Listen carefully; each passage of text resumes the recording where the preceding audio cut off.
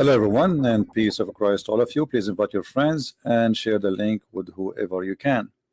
Before we start, please be sure that you speak in a nice way, no bad words, no bad language, and we are here to talk about Islam, not about Muslims.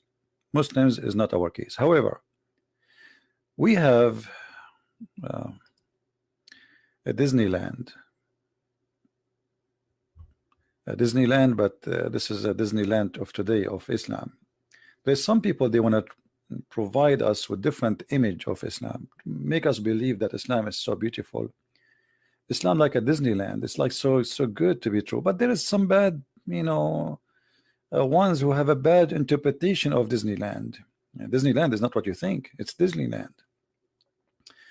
It's there where Mickey Mouse and the cartoon and Alice in the Wonderland, Cinderella, all the beautiful stories. That's what they want to say to us. So today I was looking for news, and I found this article. We will start with this one first. This is a Muslim woman. She is from India, I guess, and the Muslim cleric, they are attacking her because she married a Hindu person, I think, and she is doing things which is not accepted in Islam. So this article contain like two sides. One Muslim, a mufti, his name Asad Qasim, he says that this woman, she is not a Muslim, she don't present Islam because she is married out of her religion, and she should change her name and religion. Islam does not need people who assume Muslim names and defame Islam and Muslim. So this guy, he's attacking this lady who is supposedly, I don't know, she is an actor. I'm not sure really who is she. I never, I'm not like I'm not Indian, as you know, so I don't know much really about who is this lady. So then another person, he answered him, and he is a Muslim.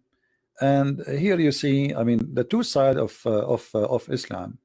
One, he is saying that this woman, she is not present in Islam, she is ashamed, etc., etc.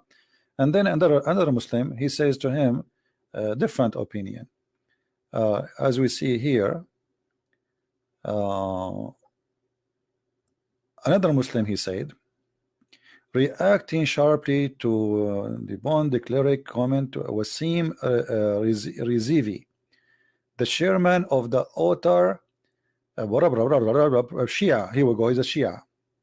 He answers saying, Islam does not bar her from wearing these things. There's no problem if any follower of Islam want to convert to other religion, they can do so, but nobody can be thrown out of Islam. I mean, who is here telling the truth? Is the story? Who is saying the truth?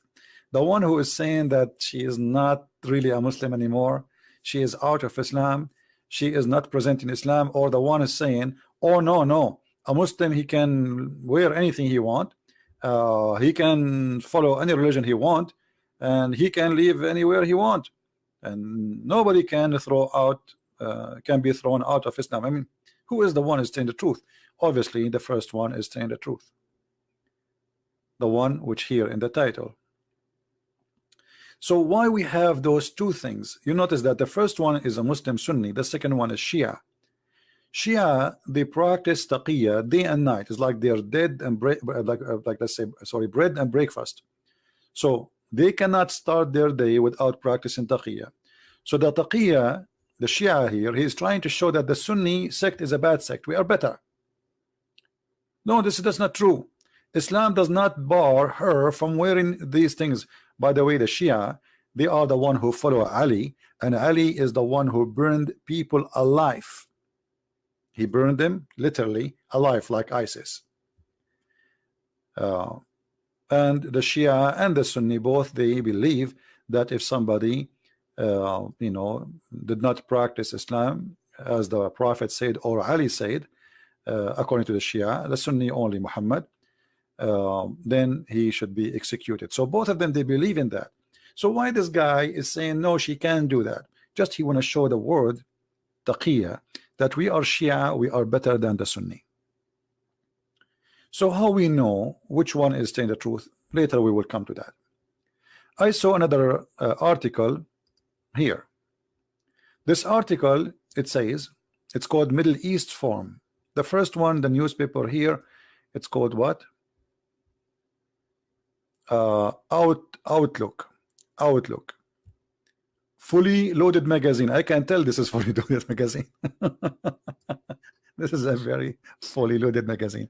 So Outlook, actually I have the links for the news, all those articles in the information. Then we go to this one. This one is called Middle East Forum.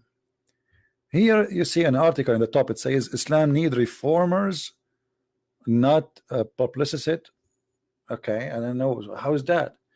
The one who wrote the article, his name is AJ Kashita. Nice to meet you, Mr. Kashita. It's written October 2019. This is today. I mean, like, this is a fresh. And it says here, in the years since 9/11, Islamic reform movement has advanced. Islamic reform. Where's my water? Sorry.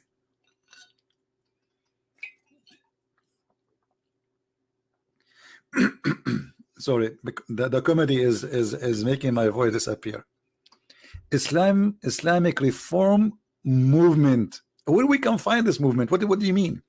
Islamic reform movement has advanced. Where is that? That's happening somewhere. The reformers and the bridge builders. There is bridge builders. There is Muslims who they are bridge builders, and they are called reformers, according to this person. Who are they? Then they go in the article. You can read off. Take your time and read it. And then here we find bingo. We find two pictures. One is called Tariq Fatah, and the other one, his name is Muhammad Tawhidi. Now Tariq Fatah, this guy, I never heard of him before, so I will do a little search in private Google, peace upon him, to see who is this guy. Tariq Fatah, a Pakistani Canadian journalist. So a Pakistani Canadian journalist, and he became a Congress member, I think. Oh, sorry, he is the founder of the Congress, the Muslim Canadian Congress. This is the guy. He will reform Islam, and the guy next to him, both of them, and not only that, they are calling in different article, which I will show you later, Imam Tawhidi, they are calling him the Prince of Peace. And then they go down and they show you another reformer. Her name is Karen Armstrong. This woman, obviously, she is suffering from issues, and she have her own translation of the Quran, which is totally different from the Quran we have. As you see, Karen Armstrong and Muhammad. So this woman, she have a fantasy about Muhammad. Muhammad was the best man. Muhammad was amazing.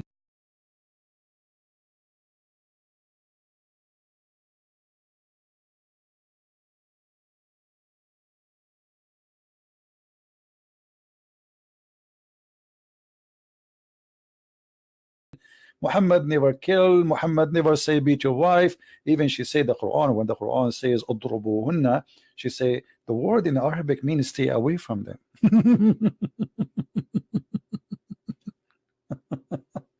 So according to this articles, those are the ones who will fix Islam. But here we need to notice something.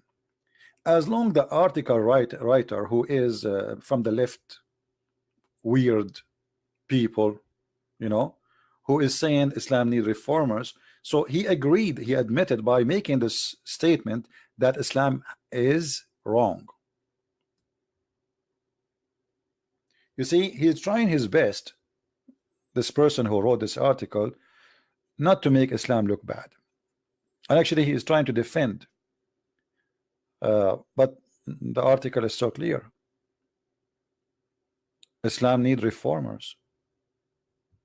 You see, Islam the way it is, it's not good. Islam the way it is ugly. Islam the way it is disgusting. Islam need reformers. This is what this guy is saying without knowing. Or maybe he is too much hypocrite to the point he don't dare to say this is what I meant. So when you say to me and you quote for me people like Imam Tawhidi, well, do Imam Tawhidi believe in the Quran? Yes, he believe in the Quran. So how Imam Tawhidi can be a reformers? I will show you another way of hypocrisy, how those people they fool you. Imam of peace.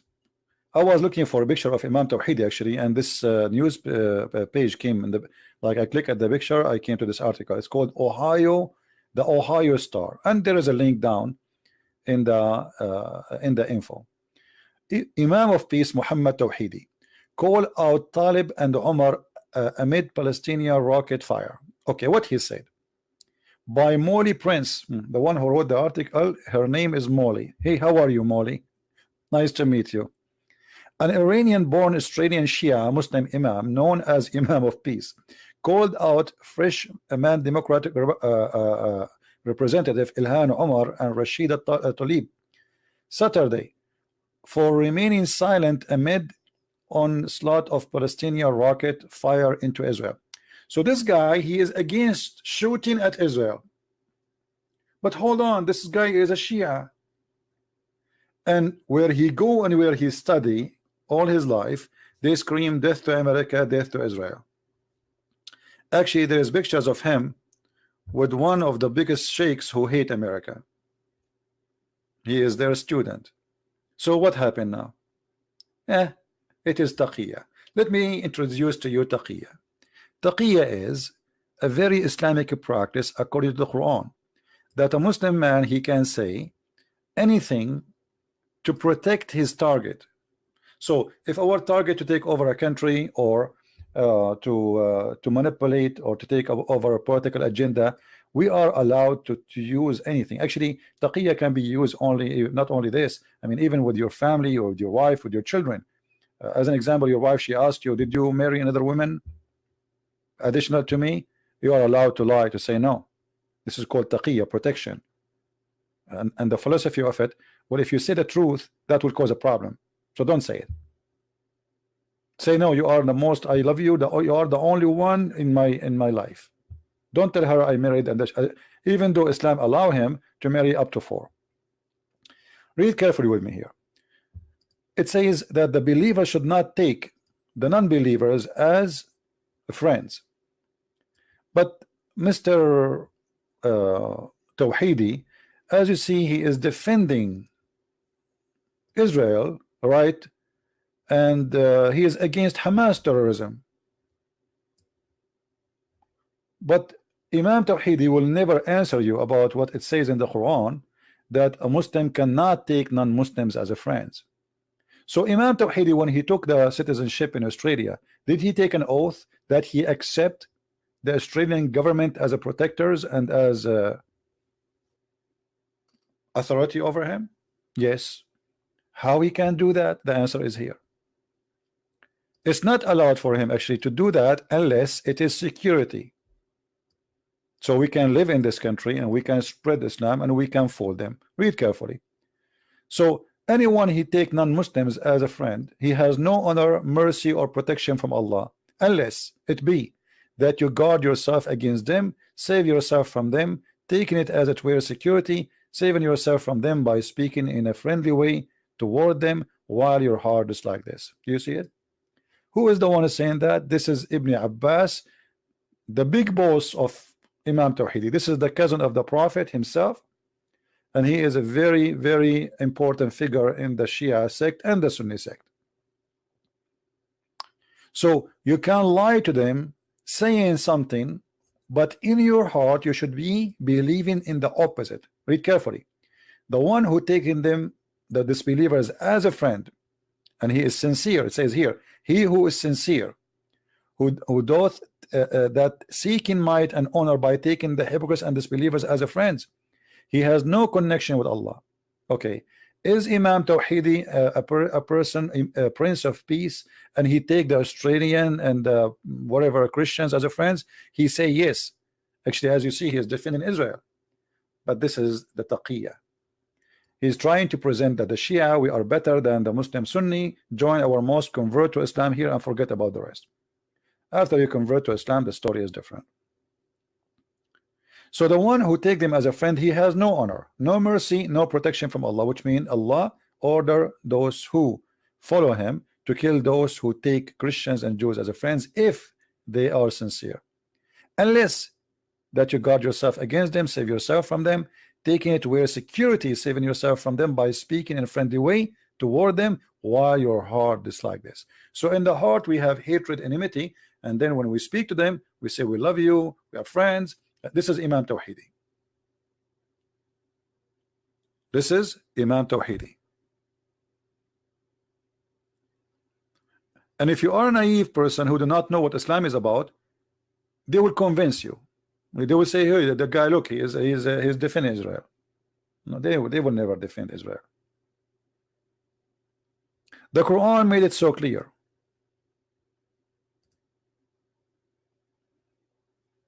Very clear. That Muslims cannot take non-Muslims as a friend, and they cannot side with them in any way, in any mean. And we have tons of verses in the Quran, tons of chapters. All of them, they lead us to one thing. Actually, the Quran is even make it very extremely clear to the point you cannot even take your own family as a friend if they are not Muslims. So what those people are talking about? They are just trying to bring confusion to you and make you believe that there is a bad interpretation for Islam and there is a good interpretation for Islam. The challenge is here.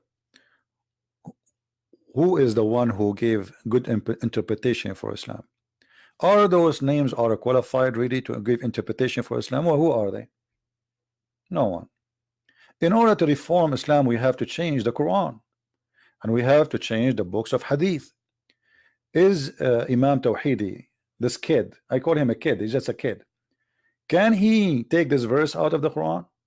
No. Can he take 9:23 out of the Quran? No. Can he take 5:14 from the Quran? No. Can he take 9:29 where it says kill the Christians and the Jews, slaughter them, or force them to pay jizya? No. So what reform? What we are talking about?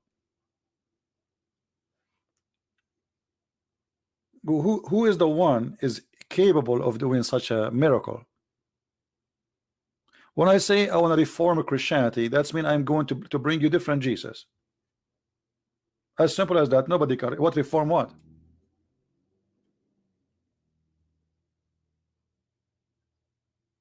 You cannot reform anything. I mean, we don't judge Islam by me or Imam Tawhidi. We judge Islam by Muhammad. He is the founder of Islam, and Muhammad, he made it clear. He killed those who don't believe in him, and he slaughtered them. And he made it clear too that I have a duty to kill all mankind, not only those who they are around me, until either they convert to Islam or I will kill them all. And those are reference written by Muslims through centuries, and they are approved by them, and every single Muslim, including Tawhidi, he believe in them. Tawhidi don't believe in the book of Al-Bukhari, but they have different books, which is Shia books, and he believe in it. It's the same, equal to Al-Bukhari, equal to Sahih Muslim, and it says it clearly, kill them wherever you find them. So what this guy is talking about? Imam Tawhidi, when he pray 5 times a day, do you know what he pray? He asks Allah every day 5 times, don't make us the same as the Jews or the Christians. Al-Fatiha is how Imam Tawhidi he started his day. Every day.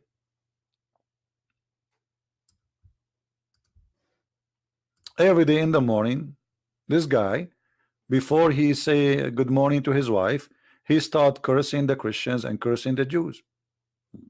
This is his prayer. So the one who will call him the reformer, he is a person who call us and he curse us and he say, Allah, don't make us the same as the Christians, the lost Christians, and the cursed Jews.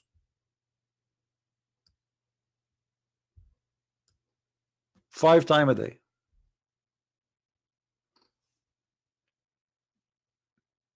Ask Imam Tawhidi, what is the prayer he start his day with? He will say this one. Don't make us like the Christians, don't make us like the Jews. Guide us to the straight way, the way of those whom you bestowed your grace, not the way of those who earned your anger. This is a translation, by the way. Okay, who are they? Those who earned your anger, the Jews. Nor those who went astray. Who are they? The Christians. Ask Imam Tawhidi. Who are they? The one who they earned their anger from the Islamic Shia books, not from the Sunni.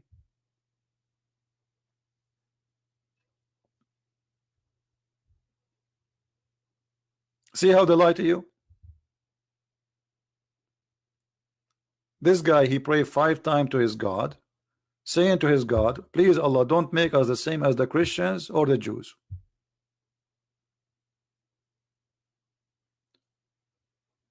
And then they want to convince us that Islam need reformers. How you can reform a religion? What reform mean?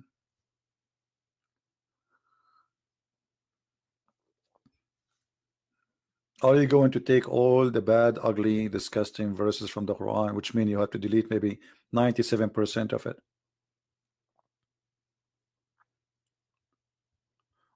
When you see a woman like this woman, Armstrong,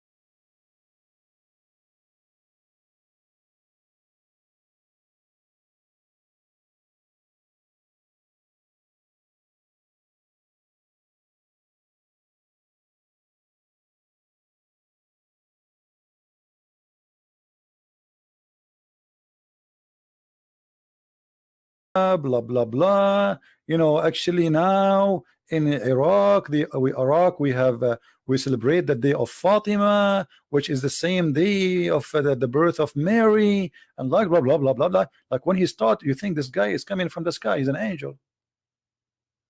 You know, he's an angel. Right after I start getting him busted, at the end, the guy, he says to me, we are going to cleanse from the earth from people like you. We are going to cleanse the people from Palestine from the Zionists. He said it clearly in TV. He is going to which means he claimed that he want to kill all the Jews in Israel. But in the beginning, he was, we are friends, and etc. And we know we both believe in one God, and all of this disappear. Right after I start giving him the truth and getting him busted one by one about everything he said. And you should see how his head was going, like this guy, he was like suffering.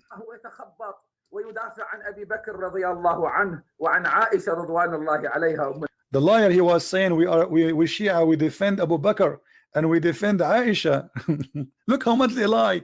The Shia #1 enemy for them is Abu Bakr and Aisha. But in his debate with me, he says, we Shia, we defend Abu Bakr. We defend. All right. مرة أخرى أعزائي المشاهدين نعتذر عن هذه anyway, that's, you know. لا فضيلة الشيخ أنت وجدت He was really screaming all over. Anyway, so this sheikh, when he start talking, he is the same as Tawhidi. When he make a public speech, Christians and Muslims, we are friends, we love each other.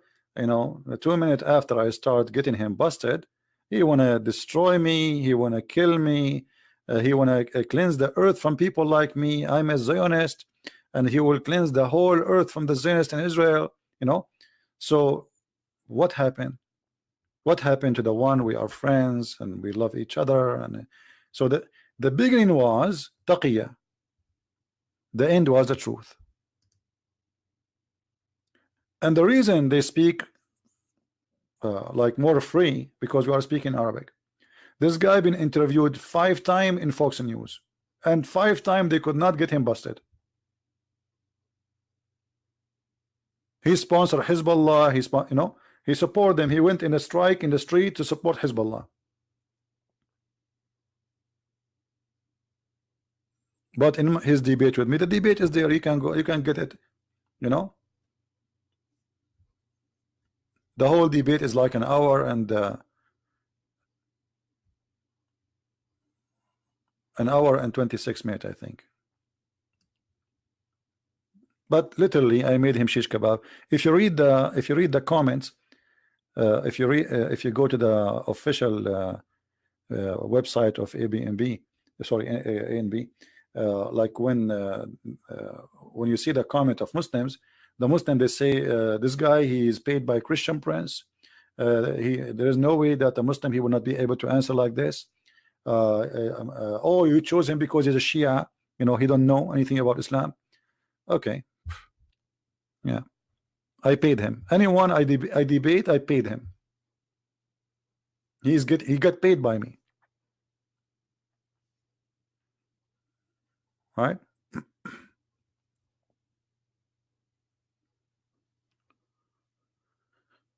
Anyway, do we have any Muslim want to say something? Why we have 884 watching, but only we have 496 like?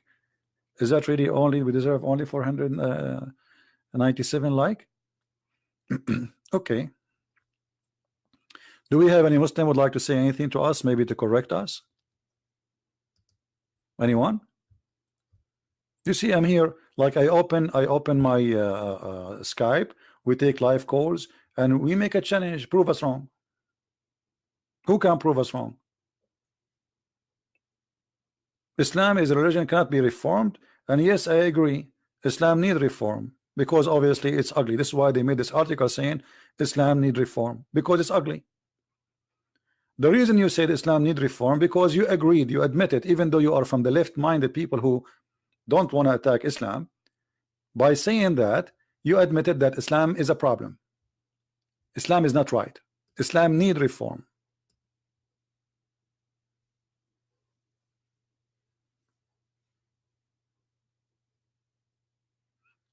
Today, the president of France, Macaroni, I call him Macaroni because he's silly and stupid like the rest. He says, oh, we need to be very careful about watching the society watching the terrorist. This is what you need? Is that really what you need? No, what you need, my friend, is to open a TV station attacking and exposing Islam. If you show the Muslim that there's no versions waiting for them, nobody will join ISIS. They will go to Disneyland because Disneyland is more realistic.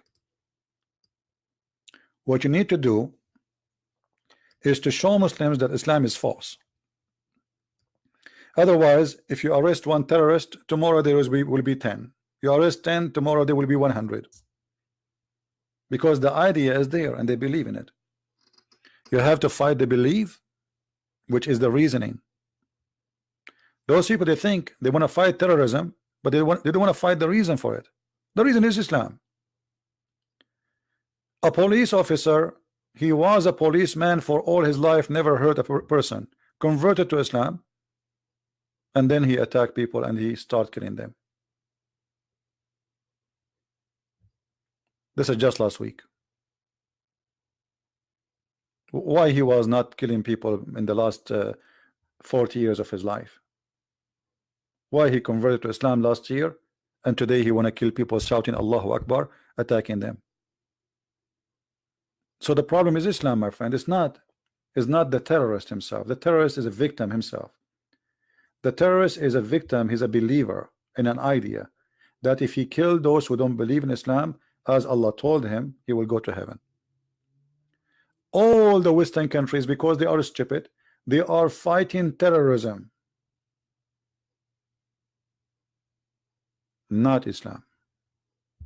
When the problem is Islam, when you destroy the idea, you destroy terrorism. Otherwise, you are wasting your money and your resource. It's like, you know, what they are doing in the West. They are like somebody want to kill somebody infected with a virus, but they don't want to fight the virus. You know what I mean? But the one is infected, he's a victim himself. What about we fight the virus? How this person became what he is? Why somebody is a Hindu? He don't go and say a Hindu Akbar, whatever Akbar, and I want to kill you. Why somebody is a Buddha? Don't do that. Why somebody is a Christian? Don't do that. Why somebody is a Jew? So we have a problem. The problem, obviously, all of those, they share one thing. Their belief is pushing them to kill and to attack, and that is Islam. So instead of fighting the cult of Islam, they are making Islam look like, I said, Disneyland, and Islam is a good religion. They don't want to say the truth. Nobody want to say the truth, that the truth is ugly. Nobody dare to say it.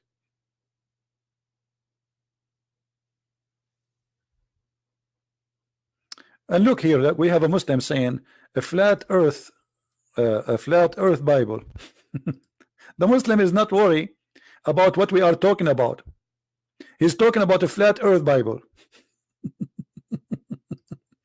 He is not worried about his religion killing and tons of thousands of Muslims dying every day. He is really worried about a flat earth Bible. By the way, the Bible says the earth is round, you idiot. Like a globe, actually not round. I can show you from the Quran that it is the Quran who says the earth is flat. This is why you Muslims, you have to pray in the direction of Mecca, because you think and you believe that the earth is flat. And right now, you can call me right now. You show me the verses in the Bible saying the earth is flat, and I will show you the verses which you cannot, because you see, when you show me something, you have to read the Christian interpretation for it. I will do the same. When I show you something, I will read the Muslim interpretation for it. and I will show you unlimited numbers of a flat earth in the Quran. But because you are ashamed of your religion, so you are trying to divert our topic from the shame of Islam and Muhammad to make it about a flat earth. If earth is a flat or not a flat, that will not change that every day today people are being slaughtered in the name of Allah. As we speak now, Erdogan, the great Muslim, is going to attack the north of Syria, threatening the life of millions of Kurdish. And the potato Trump, he decided to open the door for him. That is the truth. This is what you are good about. Attacking your neighbors, slaughtering your neighbor, taking them as sex slaves. Attacking Cyprus, taking half of Cyprus.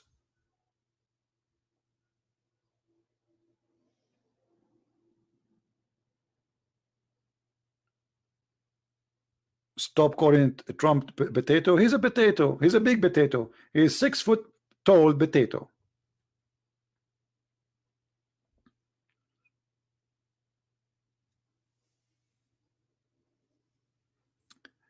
He is a flat earth Christian. That means he is dumb. I don't want him here. Flat earth Christian. No, he's a Muslim, my friend. They use different names just to fool you. Taqiyya, taqiyya. Learn. A Muslim, he will change his name and he will claim that he is a Christian, so he can say, okay, see, Christian, believe in this.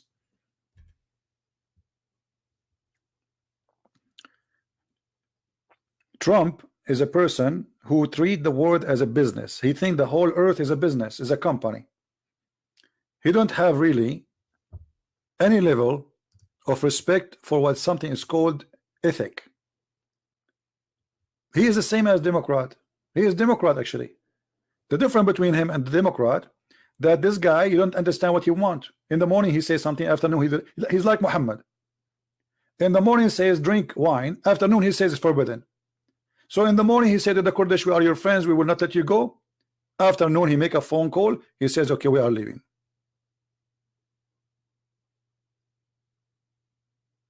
That is the truth. I voted for him, and next election I have to vote for him, because if we don't vote for him, we will get another donkey bigger than him. In America, my friend, we don't elect president, we elect donkeys. But there's sizes. There's big donkeys, small donkeys, mule donkeys. One of them he will hit you on your balls, and the other one will hit you on your ass. Choose one. But all of them are donkeys. All of them, with no exception.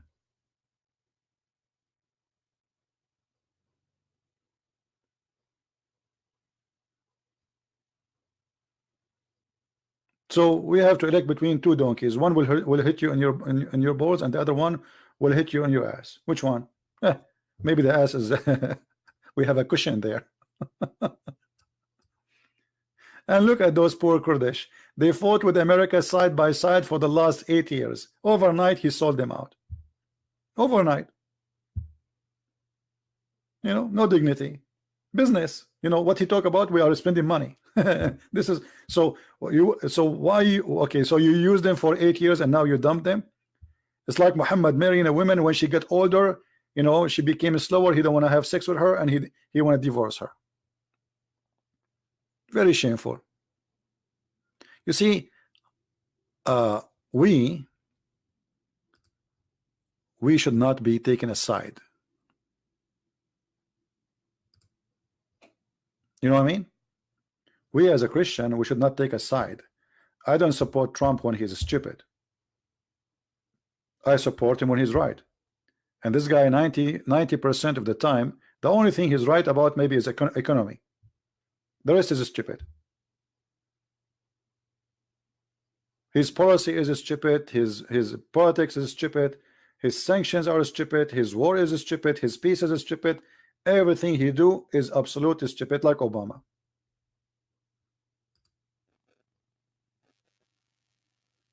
But if you ask me, are you going to vote for him next year? I say yes. What I can do? Voting for a stupid better than voting for a crazy person. That's the whole deal.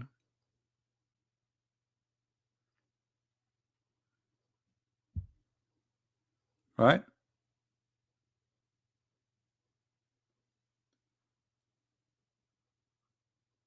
Do we have any Muslim want to say something?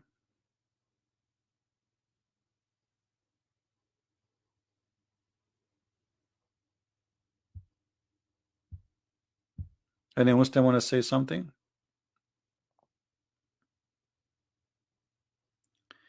Donkey cannot speak English.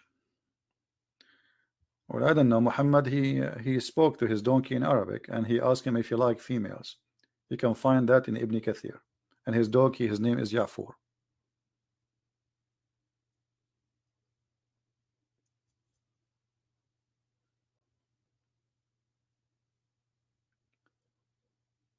Any Muslim here would like to say anything?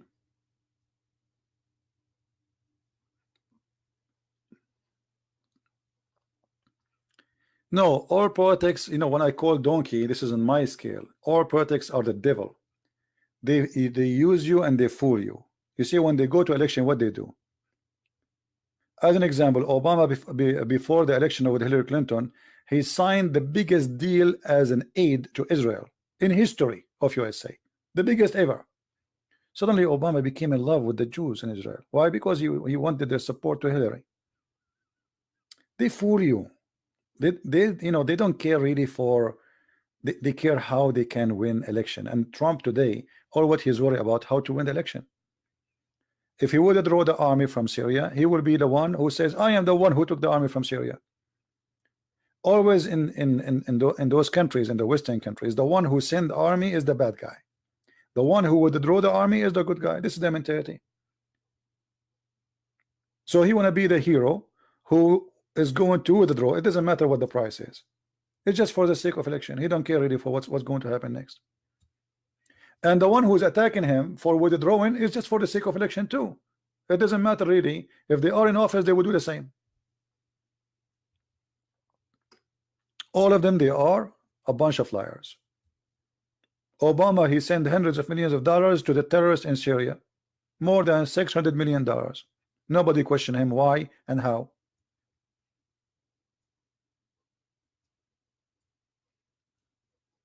And Trump will not be better. He's the same, But this will give a message to the whole world that you cannot trust, American government. You cannot, because American government, the system here is a business system. It's not about what is right, what's wrong. It's a business. You see now, if a Trump, he made the economy super like amazing. Already, actually, he is successful in that. Still, he is bad for the left. So it's not what he do; it is who he is. It's a country run by two hypocrite parties. It doesn't matter what the other side of the party does. He's bad. He's ugly. He's evil. So each one of them, he tried to make the other one evil as much as he can. And each one of them, he claimed that the other part or the other party is the devil himself. He have no dignity. But the truth is, both of them are the devil. They are two faces for one coin. All what they do, they exchange position. But nobody is being truthful.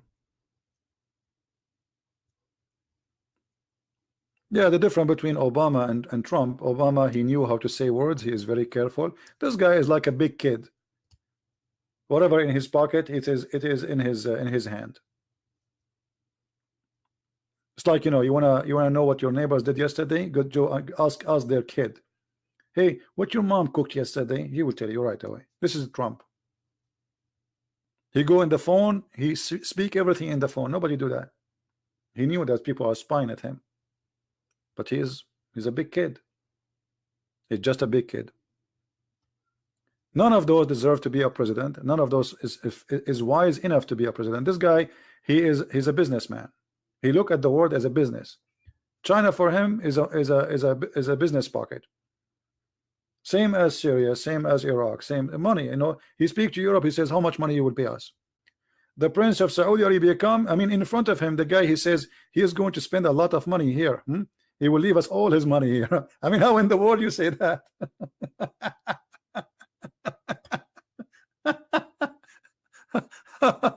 What kind of a president he is? He's just a kid.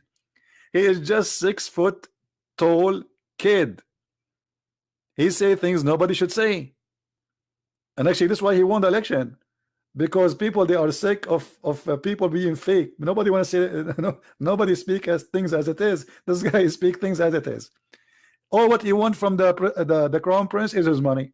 So the crown prince, he says, come. So okay, so he will spend a lot of money here. Huh? How much money you will get? $400 billion he will give us. Yeah, he's making the guy even look bad in front of his people, because his people are listening. Our crown prince is taking with him $400 billion to give them to USA. Trump, he said that. So we don't support a side. We support what is right, and we go against what is wrong. So when Trump, he do wrong, the same as Muhammad. You see, if Muhammad was a good person, I'm not going to go against him. I mean, let us say he's a false prophet. At least, let us say he was a false prophet, but he don't teach violence and killing. I would say, okay, just false prophet, liar. But Muhammad is a very ugly person, extremely ugly.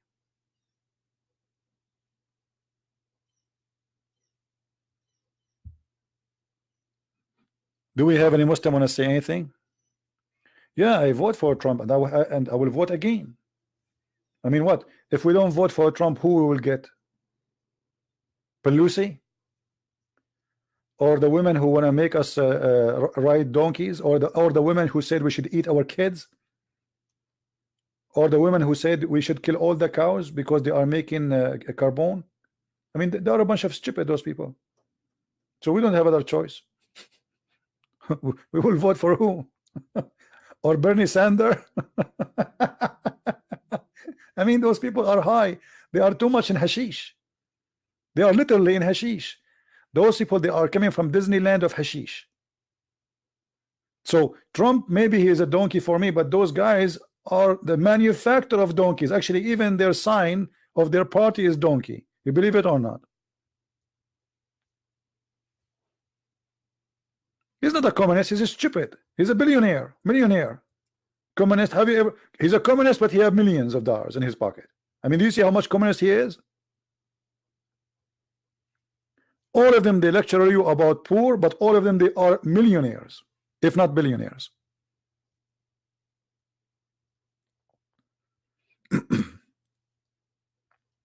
Like, I find it funny when Trump, he speak about the poor. I mean, look who's talking. He feel for us. Yeah, all of them, they feel for you, but those are speeches just for propaganda. We knew it. We are not stupid. Now, do we have any Muslim want to say anything?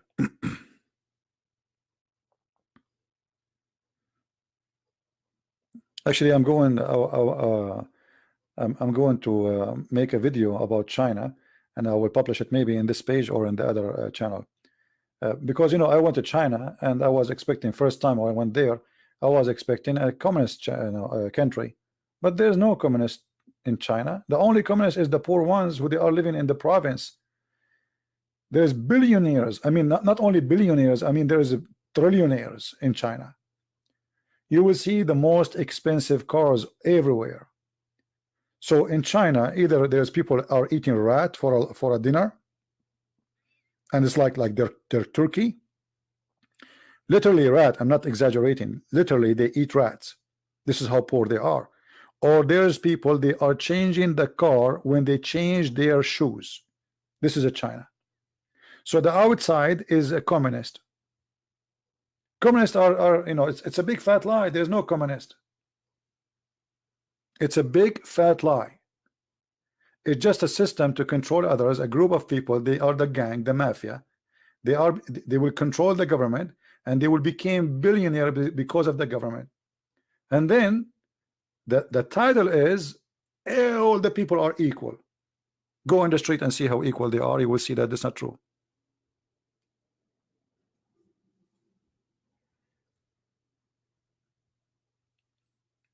Communist is the same as Muhammad. Muhammad, he says, kill them and take their money and we spread it on us. But when the truth happened, he says the fifth to me and the fifth to Allah and the best of the booty to me.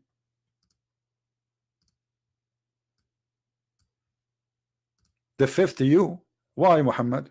Because I'm the prophet.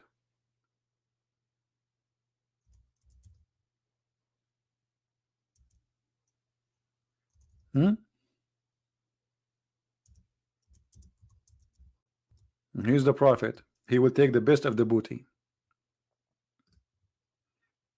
And he will add after that, he says, and that the fifth will go to Allah and his messenger, and then we give the charity for the poor.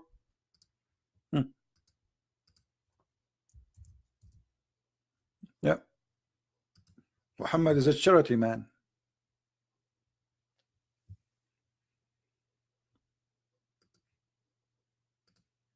Very much charity man.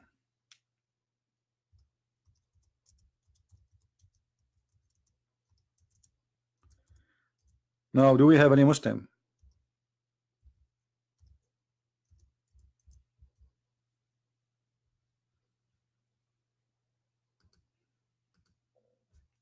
Anyone? Any Muslim want to prove us wrong?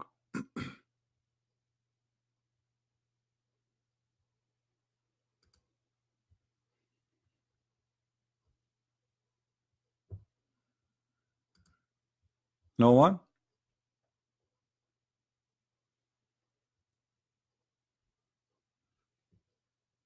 And you remember when Muhammad, he stole some clothing. I mean, even a prophet, he steal clothing. The Muslim accuse him that he stole an underwear.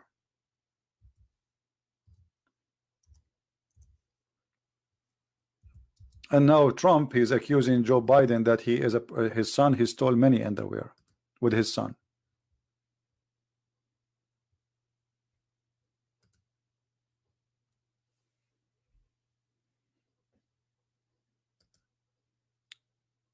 So do we have any Muslim or no?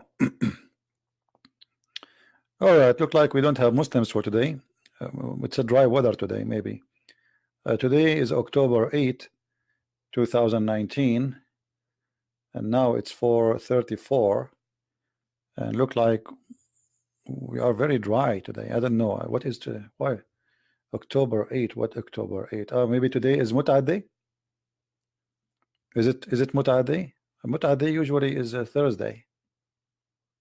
I mean, still early for Mut'ah Day. Anyone?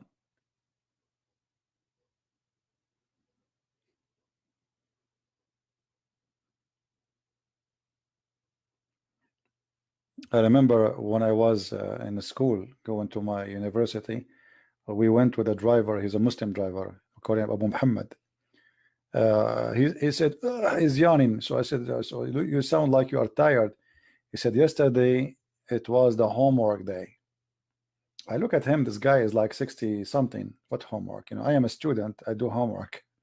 You know, in Arabic we say wazifa, you know, wazifa, like you know, like if you have a homework for school. So I look at him, I said, what homework? You go to school? He said, no. Yesterday it was Thursday. This is the day we Muslims, he knew I'm a Christian. We Muslims, we do our homework once a week. I did not. I said, we Muslim do. I said, what do you mean? He said, that come on, my wife, you know, we had boom, you know.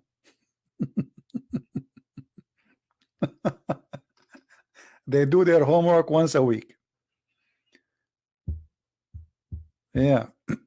And I was thinking, this guy, he go to school now, and yesterday, what he did exactly.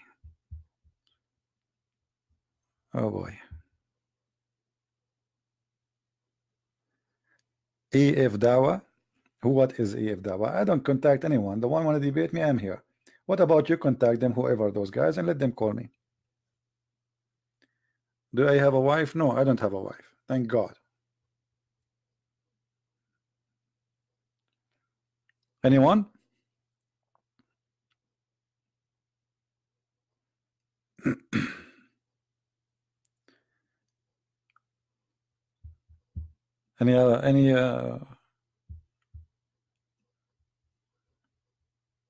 Any Muslim? Don't ask me questions. It's silly questions. Do you have wife? Do you have children? No, I don't have wives. I don't have children. But not, but don't ask me those questions again. I mean, what that will make a difference for you if I have a wife, a children, or not? Is that going to pay for your bill? Are you going to have better electricity? What does this have to do with our topic? Any Abdul?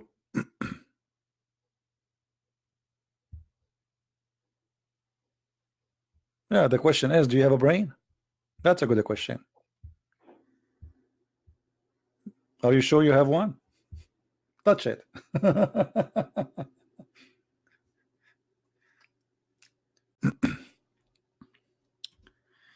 How many here are from Europe right now? How many European are listening at this time?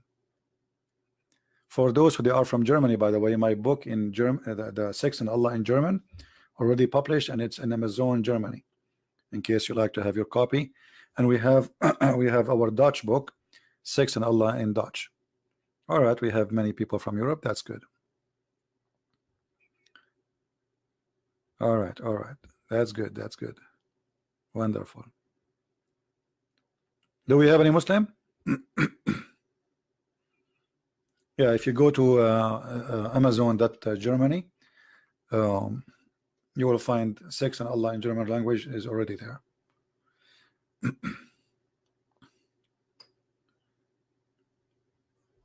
I'm losing my voice.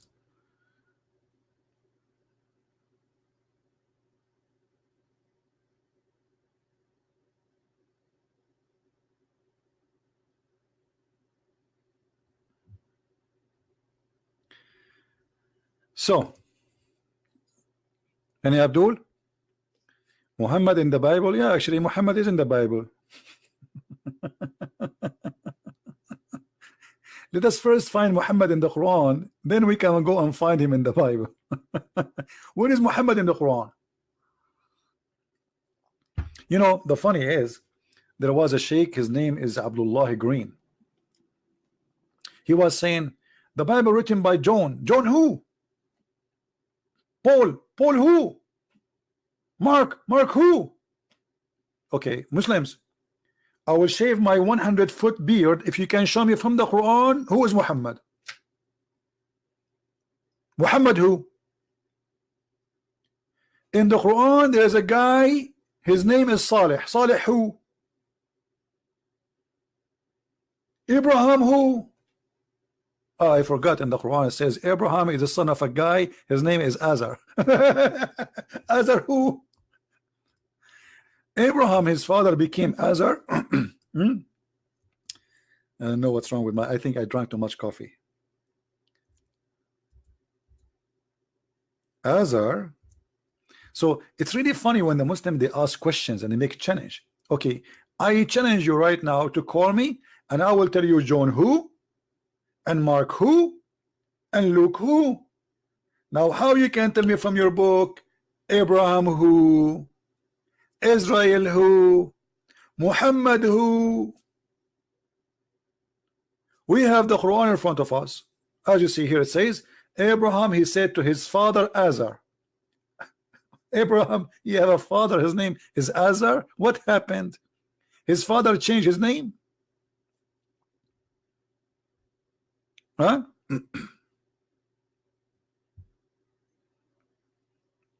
Joe, we have somebody already working in that. Don't worry about it. There's a good brother. He is working in translation in Indonesian. Already we have my book Quran and Science published in Indonesian language, and we share the link for free with everybody.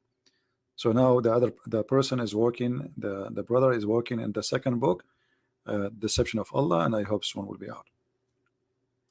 Any Muslim can tell us who is Azar? We don't know. The only one knows is Christian Prince. Azar is not a word, is not a name. Azar is a word mean foolish or a fool or stupid. So the Muslims, because they are, and Muhammad, because he's a thief.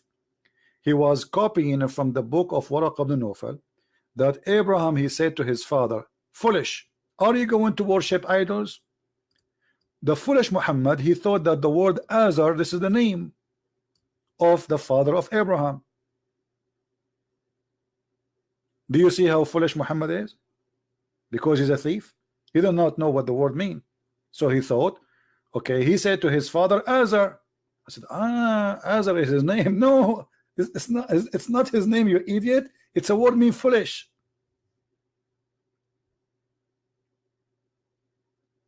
So the smart Muhammad, he made the word foolish the name of the father of Abraham. Do you see how smart he is? If you replace the word Azar with fool or foolish, it makes sense, right? It makes sense, because he's saying to his father, are you going to worship idols as gods? Otherwise, why somebody want to say Abraham, he said to his father Azar? You just said his father. There's no need to say a name. You see, we say a name, like imagine we say Muhammad, he said to his father Abdullah, but everybody knows his father. Why you want to say his father? Either you say he said to Azar, or you say to his father. That's it. By saying his father, there's no name to come after that. Like, do Muhammad have two fathers? So we have to mention the name so we will not be confused. You know what I mean? We say the name of the person if there is many of them, but the guy, he have one father. So what do you mean he said to his father Azar? But because Muhammad, you don't speak the language, he is copying it from the book of Waraq ibn Nawfal, and in the book of Nawfal it says he said to his father Azar. Waraq, he knew what the word Azar mean. Muhammad, he don't know. And now all Muslims think that Azar is the name of the father of Abraham. Now, if we go back, who is a Muslim who tell us who is Muhammad? Who is Muhammad?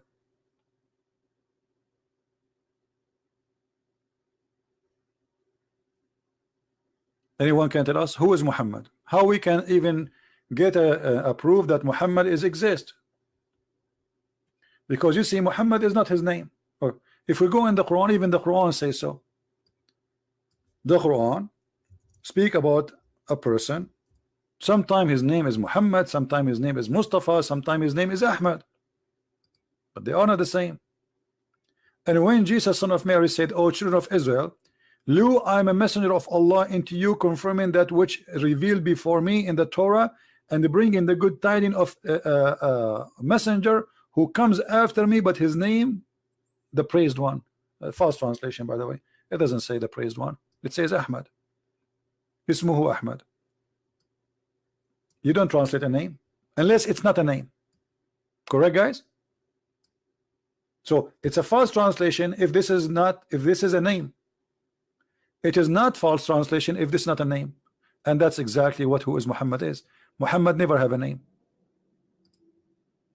This is a title. So who is your prophet? They don't know his name. Until now, they do not know his name. If his name is Ahmad, that's mean his name is Ahmad, not Muhammad. There's different. The writing different, the pronunciation is different, everything is different. So which one is his name? The fact is, both of them are very close in the meaning. So Ahmad or Muhammad, it doesn't make the difference because it's the same meaning. So it is a title. That is not the name of your prophet. So who's your prophet? Your prophet is a man, his name is Qatham.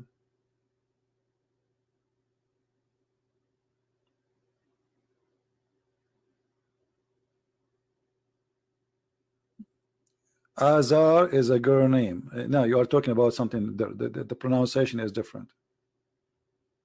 This is Azar, not Azar.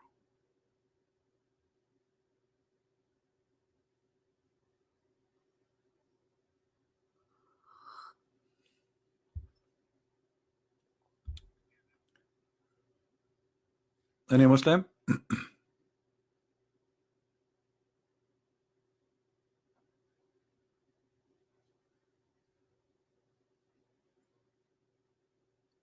I still did not found your video about the word Abraham in Quran. I don't know what do you mean.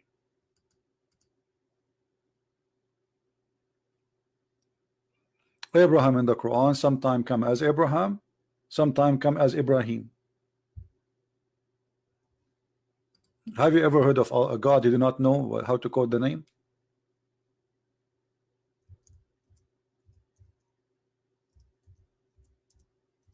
Why?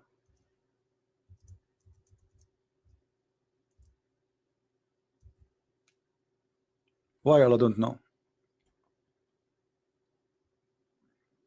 You don't know. Muhammad, when he learned that his correct name is Abraham, he starts saying Abraham, but always he say Ibrahim. He correct himself.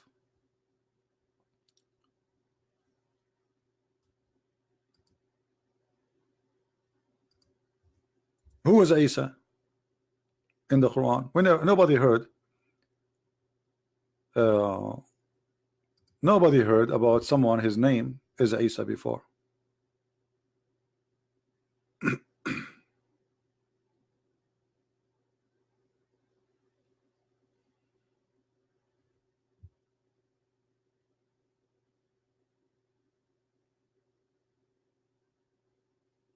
Any Muslim?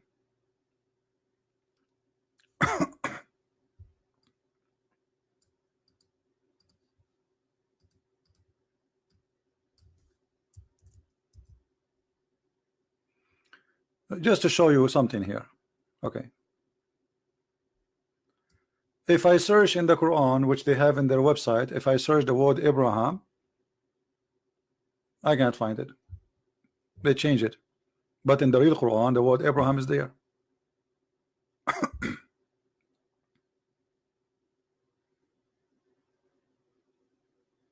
Actually, it should appear in the Quran as you see it in the screen in more than 33 places. They change it all. They make it Ibrahim. So it's Ibrahim or it's Abraham.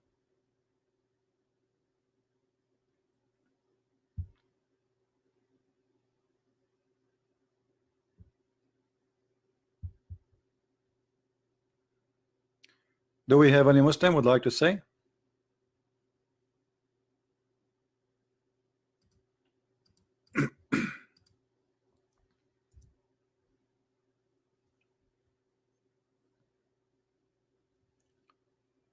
No Muslim.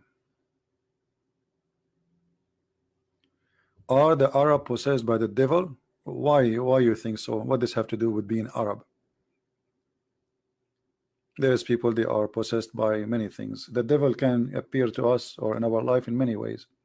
People are obsessed by money, power, not only Arab or Muslims. You know, look around you. You know, we have to be honest here. Look around you. Don't you see how the world is? Look at the TV. Open the TV. What you hear on TV? Sick news. So it's not only them they have a problem. We are talking about a topic. It's called Islam, but we are not saying we are better than others and the rest are garbage. This is not the story. The same as the Arab, they have many problems. In your society, you have many problems. This is not our. We are not here debating about who is better as an ethnic. That is not accurate. People are people everywhere. In every society, there's good and there's bad. The Arab, they have many good things and they have many bad things. Same as in your society, wherever it is.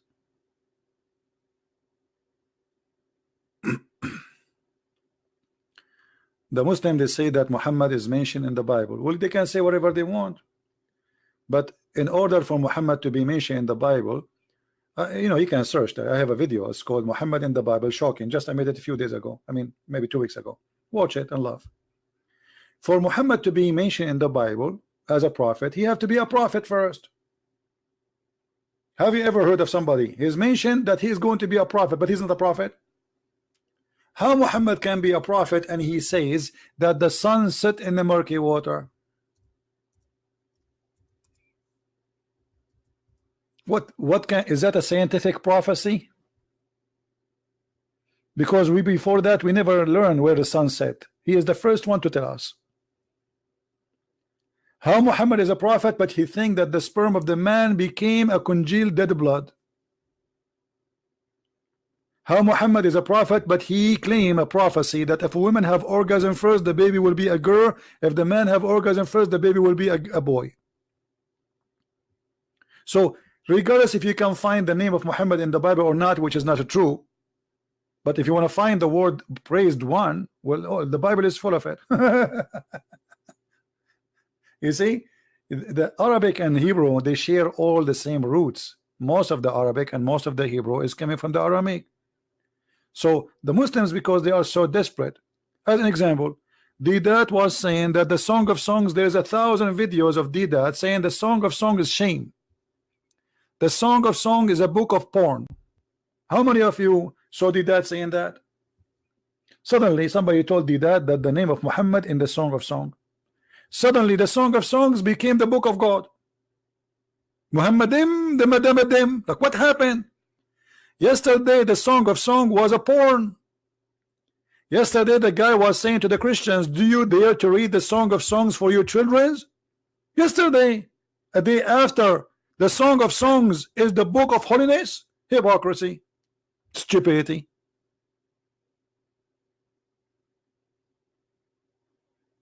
Right? Yesterday the Song of Song was a shame. Today the Song of Songs is where the prophet name is mentioned. By the way, your prophet is in the Song of Song. Why? There's a grass grow in his chest, and he have big breast or what? I don't know. What do you mean? The Song of Song is about Jerusalem. It's not about a man.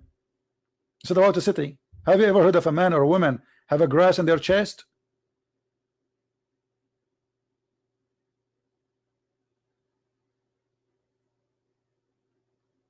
But Muhammad, that's it. He found Muhammadim. So obviously the Song of Song is about Muhammad. When you are bankrupt, you are looking for anything to find a solution. How we can prove Muhammad a prophet? We could not prove to them that Muhammad is a prophet from the Quran. He is bankrupt. So let us try to find Muhammad in their Bible. How you keep saying to people that your Bible is corrupt, and then you say to them Muhammad in the Bible?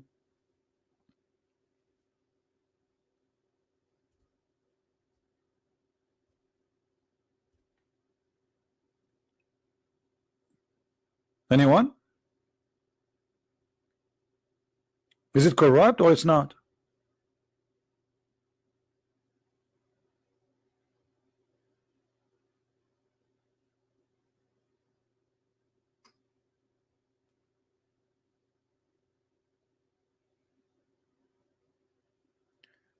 The effective approach to Muslims, that's something personal, because every one of us is different.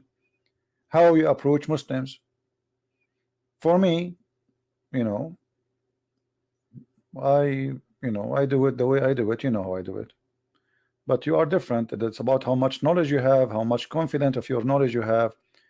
You see, don't approach anyone if you don't have knowledge, because that will make you look like a fool, or even will be against you. It's like somebody, he want to school somebody, he have a PhD in mathematics, but then the second he challenge him, after 2 seconds the other person, he will make fool of you. So in order to challenge somebody about anything, you have to have knowledge, and that knowledge have to be strong and solid. So never approach unless you have knowledge first. So let us say, before you approach others about anything, approach yourself. Educate yourself, prepare yourself, study yourself, what you want to talk about, otherwise you will look like a fool. Can you call me? For sure, Asim. Are you a Muslim? If you are a Muslim, you can call me. If you are not, no. Anyone is a Muslim would like to call me, give me your ID in Skype and I will call you.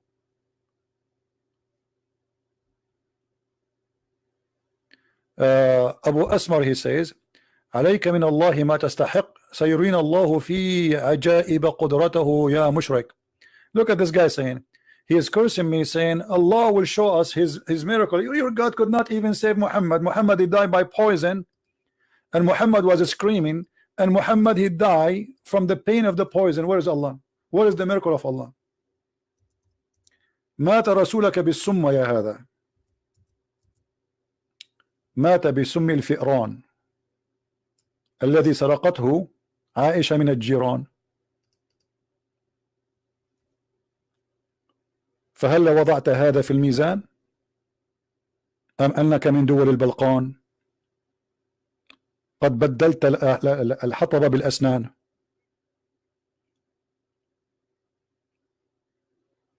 هل تسمع؟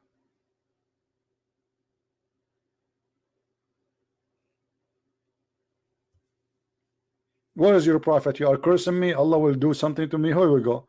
You're a prophet. He died by poison, and he was praying to Allah every day. Allah, Allah, and here Allah did nothing. The funny that Allah he saved Jesus, but Allah will not save Muhammad.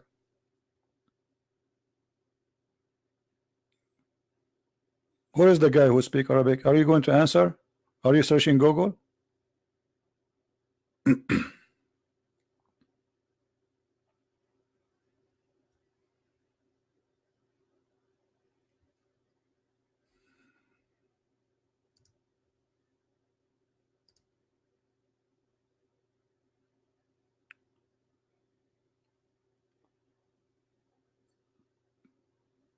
Which one is the true goat, sheep, or a bird who ate?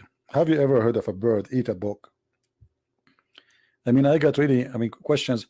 Have you a bird ate the book? What? Since when birds eat books? Man, no. The hadith says dajin. Dajin. Dajin in Arabic is for any pet live inside the house. So, but usually those who eat papers is goats. And as I know, like the most popular animal in Saudi Arabia or in the desert, either camel or goats. Why? Because they can survive the heat and the tough life. Sheep, they die easy. They get infected with the heat easy. They need they cannot survive that easy. But goats, they are a lot more hard animals. You know, this is why you see goats living in the mountains. The sheep, they cannot really survive by their own. Goat can.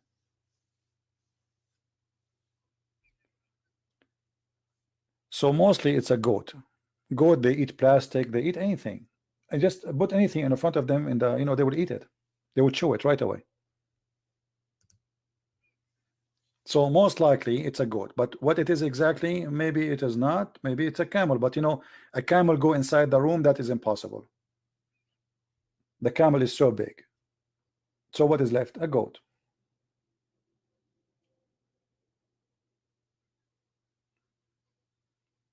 Yeah, goat they eat anything. Actually, اسمع يا زنديق، أرنا محاورة على البث المباشر. يا أبو أسمر، الزنديق هو محمد، وبالدليل والبرهان، فقد وجدناه مع صفوان متآمرا على أم النسوان عائشة، وهي كانت معه فلتانة. ألم يثبت بالدليل أن رسولك ضبط عائشة متلبسة مع صفوان ثم غطى عليها؟ أما الحديث المباشر، لو كنت رجال اتصل، يلا تعال اتصل يا أبو شخة، اتصل. A Muslim is challenging me. Says, oh, we challenge you. Okay, call me.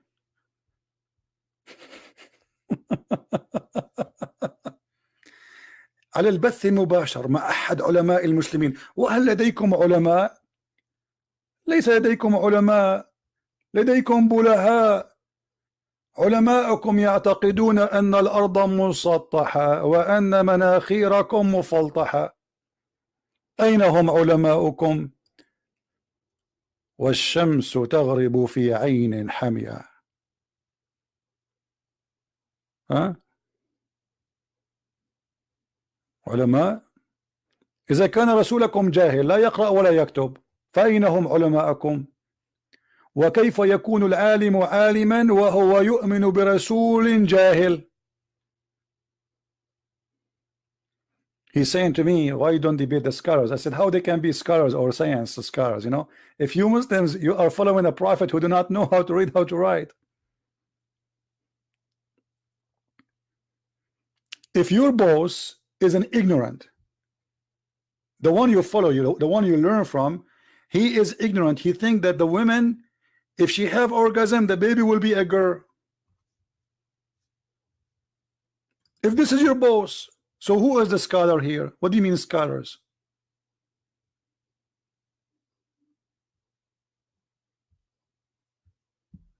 Right?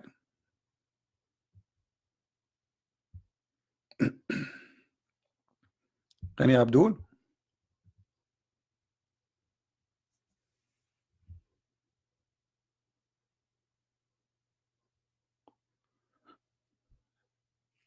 Any Muslim? Look, how many times we said any Muslim, any Muslim. I feel like sometimes like somebody in the front of a church begging for money. Like any Muslim, like come on. What is that? So when a Muslim, going back to the topic, when a Muslim says that we have a prophet, well, a prophet, he will not say such a stupid thing, that the sun set in the murky water, for this is a false prophecy. So to be a prophet, you should be a decent prophet. Someone prophesy, otherwise I can prophesy too. I can prophesy too. Anyone can prophesy, but people will laugh at me and they will say you are a liar. Right? Muhammad, he told his followers, do you know where the sun set? They said to him, we do not know where the sun set. Allah and his prophet know better. He said that Allah taught him that the sun set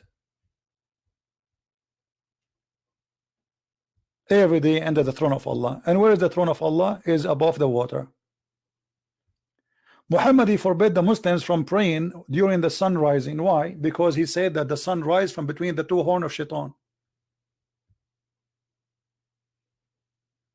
Prophet, he's a prophet. He knew.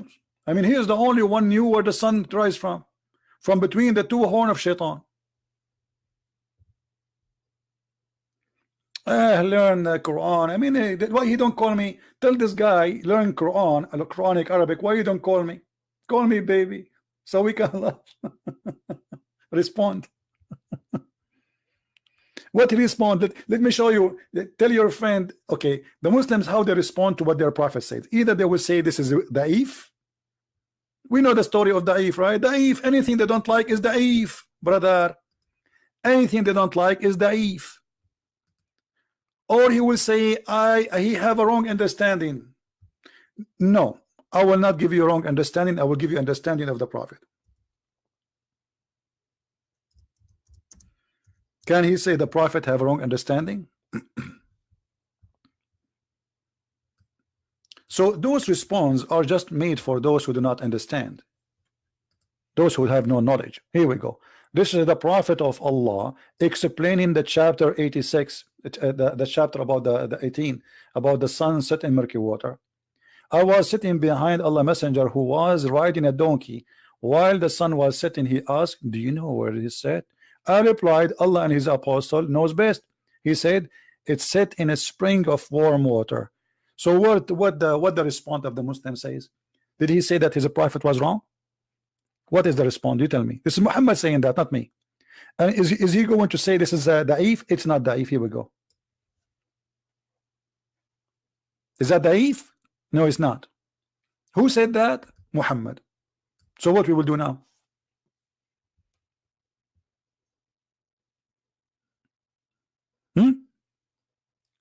So in order to cover up the madness and the stupidity in the Quran, they start fabricating stories. Oh, there's many stories which is not true. The Quran was not saying that the sun set in murky. No, it says that the sun set in a spring. They say to you, brother, he thought the sun sitting in the ocean, but it's not Allah who's saying that. No, the one is talking here is Allah, and he is not saying he thought. He said he found it. And look what he said. Allah saying, until the guy he took away and he followed that way, until when he reached the setting of the sun. Who is the one saying that? Allah. And actually he did not say the setting of the sun until he reached the sitting place of the sun, and he found it. You see, he found, you know, when you say he found it, is not he thought. He is reporting a find. And then he says, and near it, after he found it sitting in spring, and it's not in the ocean as they claim and they lie. As you see, even the Quran says a spring. Why it is a spring? Because there's legions, people, they could not explain how some places there's boiling water, spring of water boiling. Usually it's muddy volcano water. So what they believe, that obviously because the sun jump in the spring at night, that is making the spring boiling. This is where the sun goes. And then it says, and near it, near what? Near the sitting place of the sun, which is a murky water boiling, he found people. So how they can say the guy he thought? It's very clear in front of you. And who confirmed the interpretation? Muhammad. Here we go. So let us say Christian Prince, he is trying to deceive you in the meaning. Muhammad here is saying clearly this is what he meant. And he did not say it's set in an ocean, it's set in a spring of boiling water, hamia. Not warm water, boiling.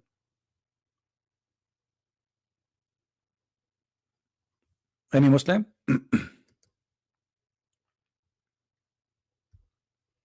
Do we have any Muslim want to say something?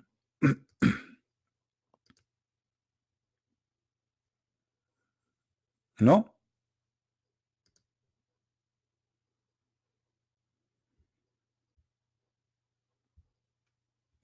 Is somebody saying about the law of the Old Testament about the daughter of the priest?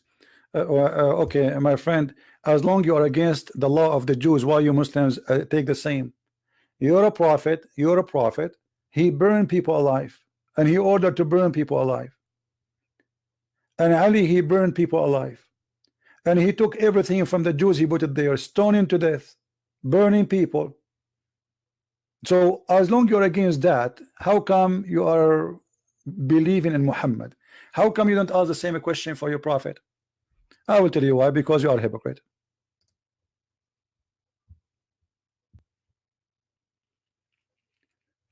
%90 of the capital punishment of Islam is coming from the Jews. You have nothing, you don't have religion. Even your fasting coming from the Jews.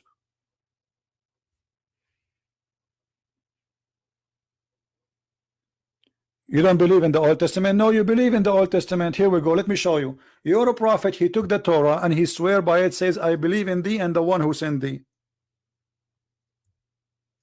So you are saying to me, you don't believe, but Muhammad he believes. So Muhammad is a kafir.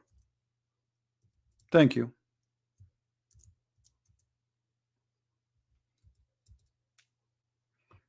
Do you see it? Muhammad, he asked the Jews to bring the Torah, and he put the Torah in the cushion, and then he swears saying, I believe in thee and the one who sent thee.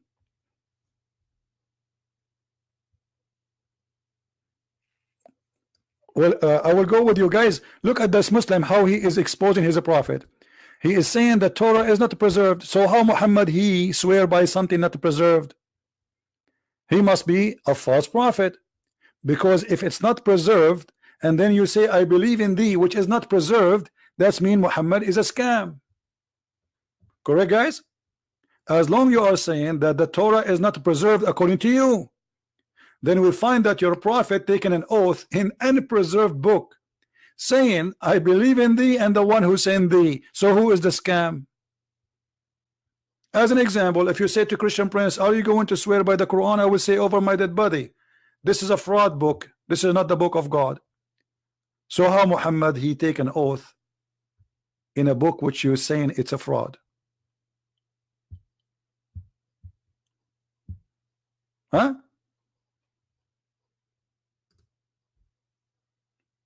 Any Muslim have an answer? I like your cat, by the way. 99% of the stories of Muhammad is coming from the father of the cats, Abu Huraira. May Allah bless your cat, my friend. You got busted your prophet. By your help, your prophet is getting busted. Okay, guys, the prophet he saw the original Torah at that time. That's mean that the original Torah was exist. So how Allah prophet could not preserve it? Isn't it the Quran says that Allah he sent the Quran muhaymin, which means to protect it?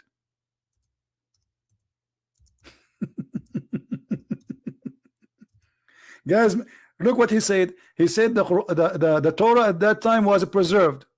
Okay, that's mean all your accusation is false, because at that time your Quran says that the Jews, they worship a guy, his name is Uzair.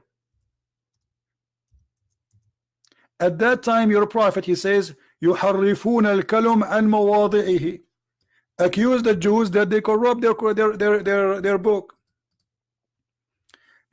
Is that what the Jews book saying, that Uzair is the son of Allah? So how your prophet he swear by the Torah?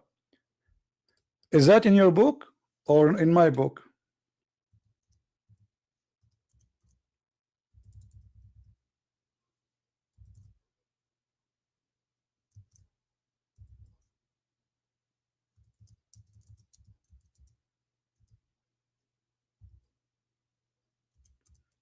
Who is a Muslim when I call us? Look at this verse, a disaster.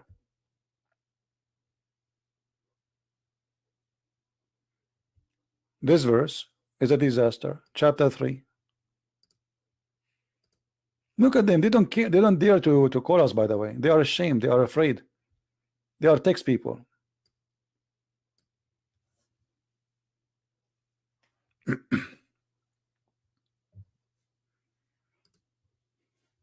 In Islam, we believe in 4 books: Zubur, Torah, Injil. That's a lie, because if you believe in them, then you should have them. I mean, this is the most stupid argument. How you believe in the books? You just say they are corrupt. Are you mentally ill? How you believe in books are not exist? Did you see the real? Did you see the real Bible? A second ago, just to show you the madness of the cult of Islam, this guy a second ago, he was saying that the Bible is corrupt, and now he's saying he believe in the Injil, he believe in the Torah. How you believe in them but you don't have them? Do you have them? We believe in them, but do you have them? No. So how you believe in them? That's mean you are a drunk person. How you believe in them? Do you have them? No, we don't have them, but believe in them. Stupidity. Stupidity is intelligence these days. I believe in the Bible. Brother, we Muslims, we believe in the Bible. Brother Zakir Naik, is the Bible corrupt, brother? Absolutely. But so you are saying you believe in it? Exactly. But if it's corrupt, how you can believe in it? I told you I believe in it, but we don't have it. We don't need to have it, brother. We believe in it. But how you can believe in something you don't have? I don't have to believe in it in order to have it, and you don't have to have it in order to believe in it. We believe in it. As an example, we believe in Allah, but we don't have Allah. There is no guarantee that Allah is a real God, but we believe in him. Many Muslims have something to say?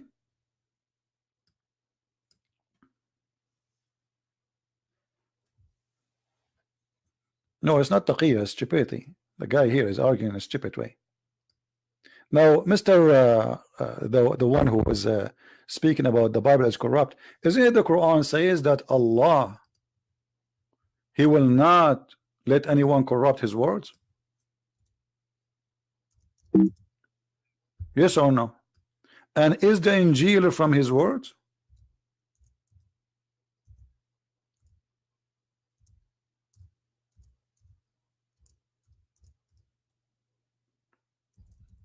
Who's a Muslim want to call me? I mean, why those Muslims are just, what the problem?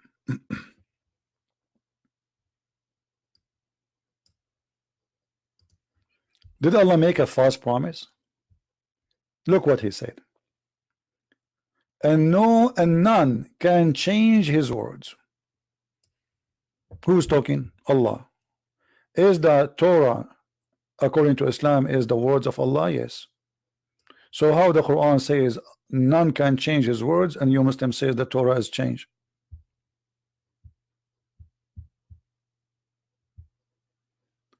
Dr. Hassan, he like to call me. Okay, no problem. Give me your ID in Skype, Hassan. especially if you're a doctor.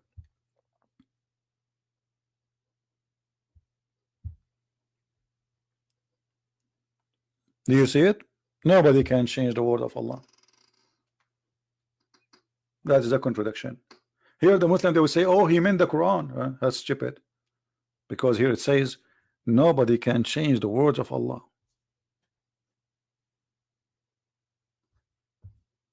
The words, any words, as simple as that. But let me tell you why you Muslims you say that. Because you could not find your prophet in our book, and Christian they refuse Islam, so you say it's corrupt. Because your book teaching totally 100-degree against the Bible teaching, so you say it's corrupt. But let me tell you the good news. I don't believe that the Quran is a corrupt book. I believe the Quran is a fraud. There's a huge difference between corrupt and a fraud, and I will explain to you. Maybe you are slow. Corrupt, it means there is original and the original change in it. The Quran is not. The Quran from the beginning, the original is a fraud. This is why I don't really try to prove the Quran to be corrupt, because how you can corrupt the corrupt? Muhammad himself is corrupt man. The founder, the maker of the Quran is a corrupt man.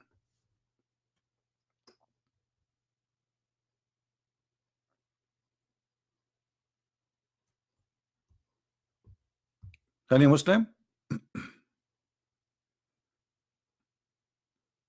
Until now we have 0 Muslim to call. God who do not know where the sun set, he do not know how the baby is made, he do not know how he think the women have a sperm. I mean, what's wrong with this God?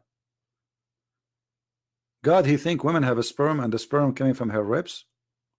What is that? God, he think that the ice is coming from mountains in heaven and he break from there and he throw it at us? So it's very obvious that Muhammad is a scam, is a fraud. This is why we don't try to prove that the Quran is corrupt, because there is no need. We have tons of proof that Muhammad himself is corrupt, and then whatever comes from the corrupt man is false.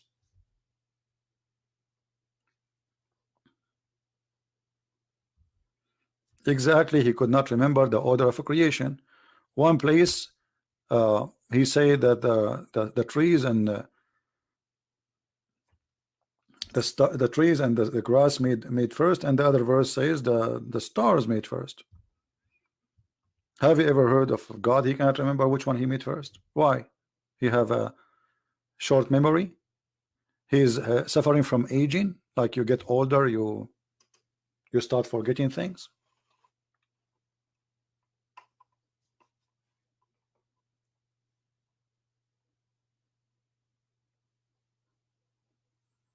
Anyone?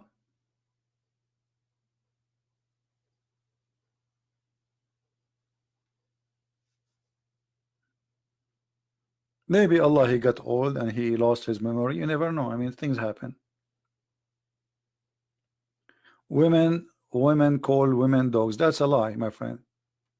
You are a big fat liar.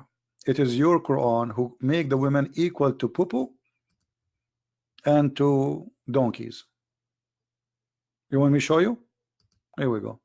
And now pause for us the verse where Jesus says women are dogs. I challenge you. It's a challenge from me to you. Here we go. Feel free. I'm waiting for you to pause the verse and everybody will die laughing at you. But let me show you that your Quran saying women are equal to poop.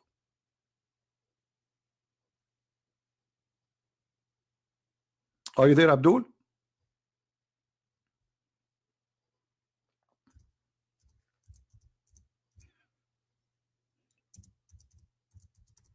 Two things will make you unclean if you touch: the poop and women in Islam. And this is your translation.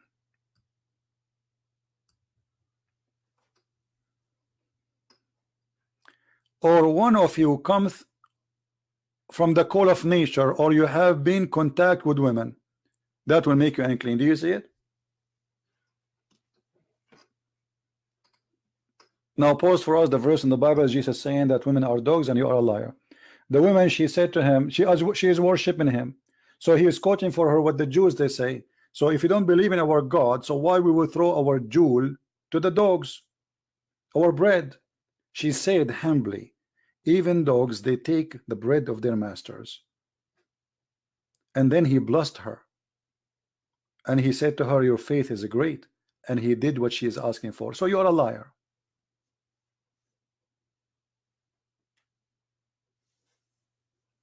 Now, is it true here that your prophet saying in the Quran, Allah saying that if you touch women and poop, you became unclean? Is that right or no? And by the way, it's your prophet who made women equal to dogs. Read this.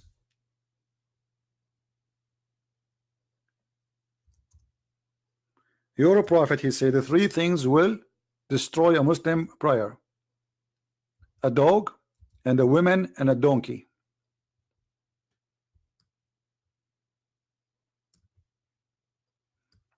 Are you there, Abdul? Is that your prophet saying that? Three things will disturb a Muslim man prayer: a dog, and a woman, and a donkey. Now I want you to say I'm lying. Go ahead.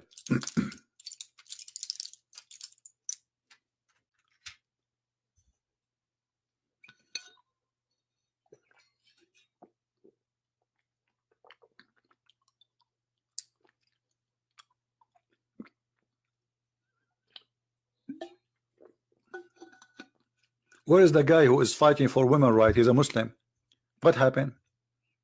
Three things will destroy your prayer if they walk in the front of you: a dog, and a donkey, and a woman. Are you there?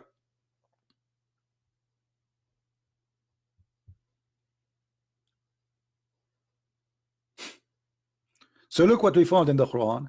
The Quran saying two things: if you touch them, you are unclean. Boop, your dirt when you do poo-poo, and women. And Muhammad saying three things will destroy your prayer: a dog, and a donkey, and a woman.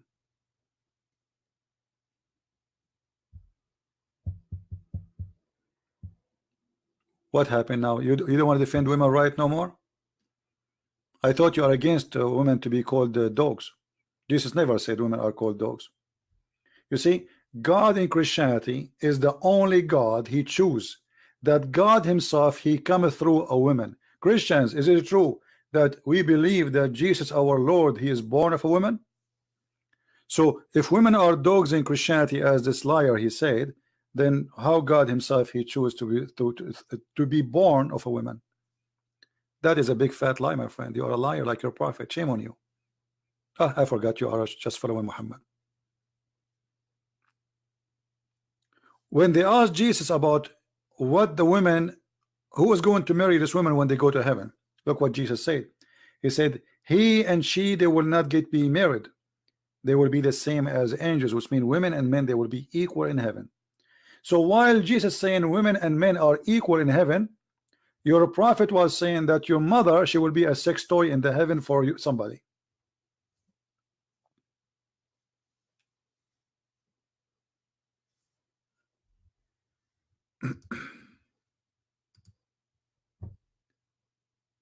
Hassan Ahmad, isn't it the same guy, this guy he called before? No? All of them, they call themselves Hassan Ahmad these days.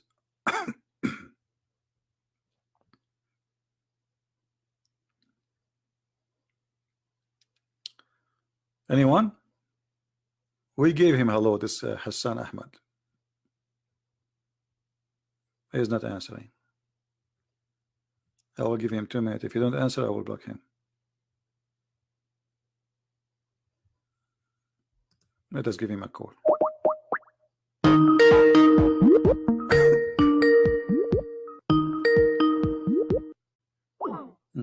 He's not even, he declined the call. So why he asked you to call him? Call decline. Hassan the hero. Bye bye, Hassan. Say hi to daddy.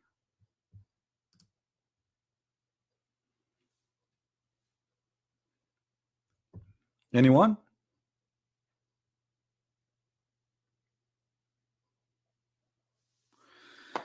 All right, guys.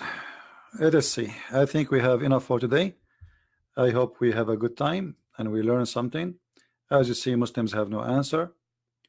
And Muslims, they are very confused people. They are following a prophet. They themselves, they say he is a false educator, which means he is ignorant, he is illiterate. They agree. Because a person, the Muslim themselves, they say he do not know how to write, how to read. That's mean Allah, he choose an ignorant to teach us. And then Allah, he asked him, and he said to him, hold on, by the way, Allah said to Muhammad that Allah, the first he gave him, the verse says, he taught the man by the pen. Are you sure you are talking about Muhammad? Do you see, guys? This is the first chapter Muhammad received from Allah. So the Muslim, they say Muhammad was illiterate. So how Allah in the first verse saying Allah, he taught the man by the pen?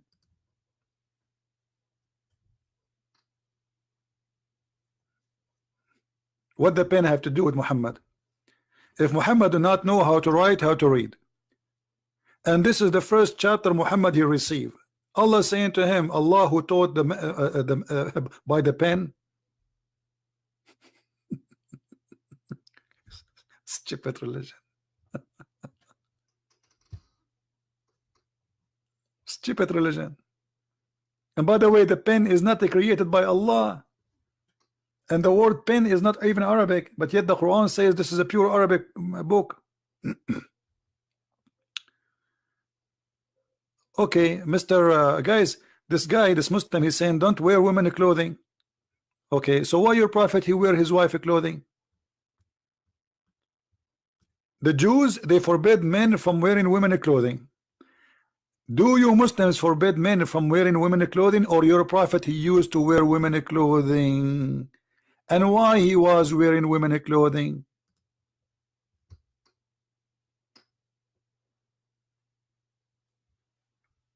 Any Muslim can tell us why Muhammad he used to wear his wife Aisha clothing? Who wanna tell us? The Jews, they don't allow cross-dressing. Muhammad he was doing cross-dressing. Muhammad he used to use eyeliner. He pee like a woman and he wear his wife clothing. Are you there?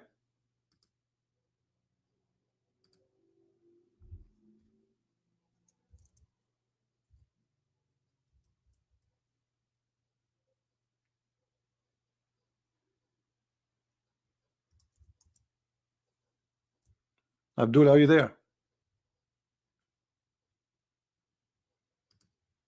Any Muslim would like to explain to us how a prophet of God he wear women clothing and why? What is behind those women clothing stuff?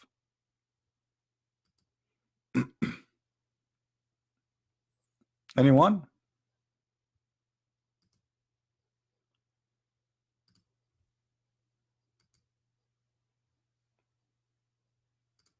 We have no answer.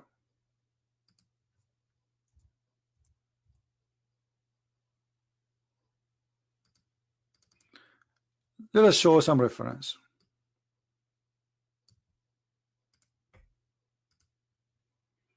What the prophet was wearing? This is a Muslim translation, not mine.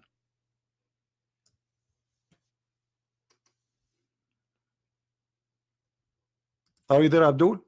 Yes, the Jews don't allow anyone to wear women clothing. For them it's a shame. For you it's okay?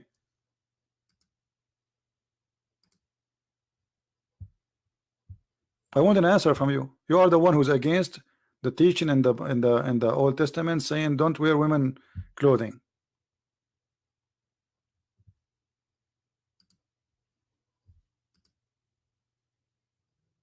He asked me to call again.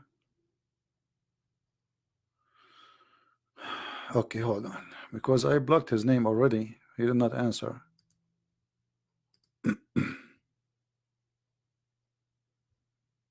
Let me find his name now.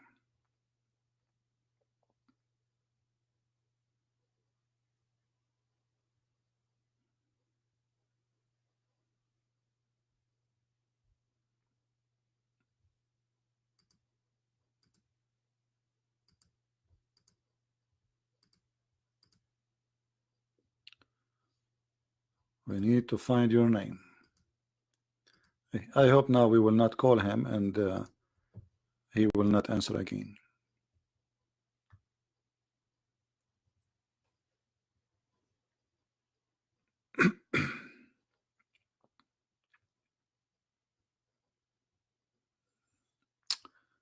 Hassan Ahmed.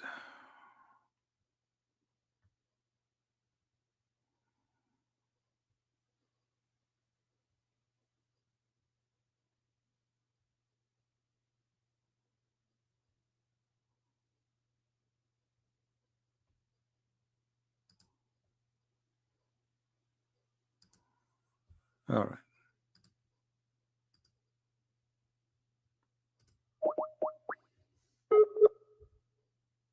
Answer, Mr. Hassan.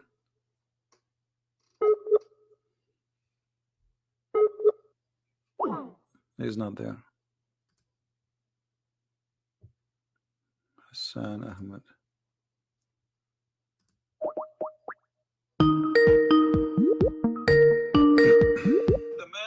Hello.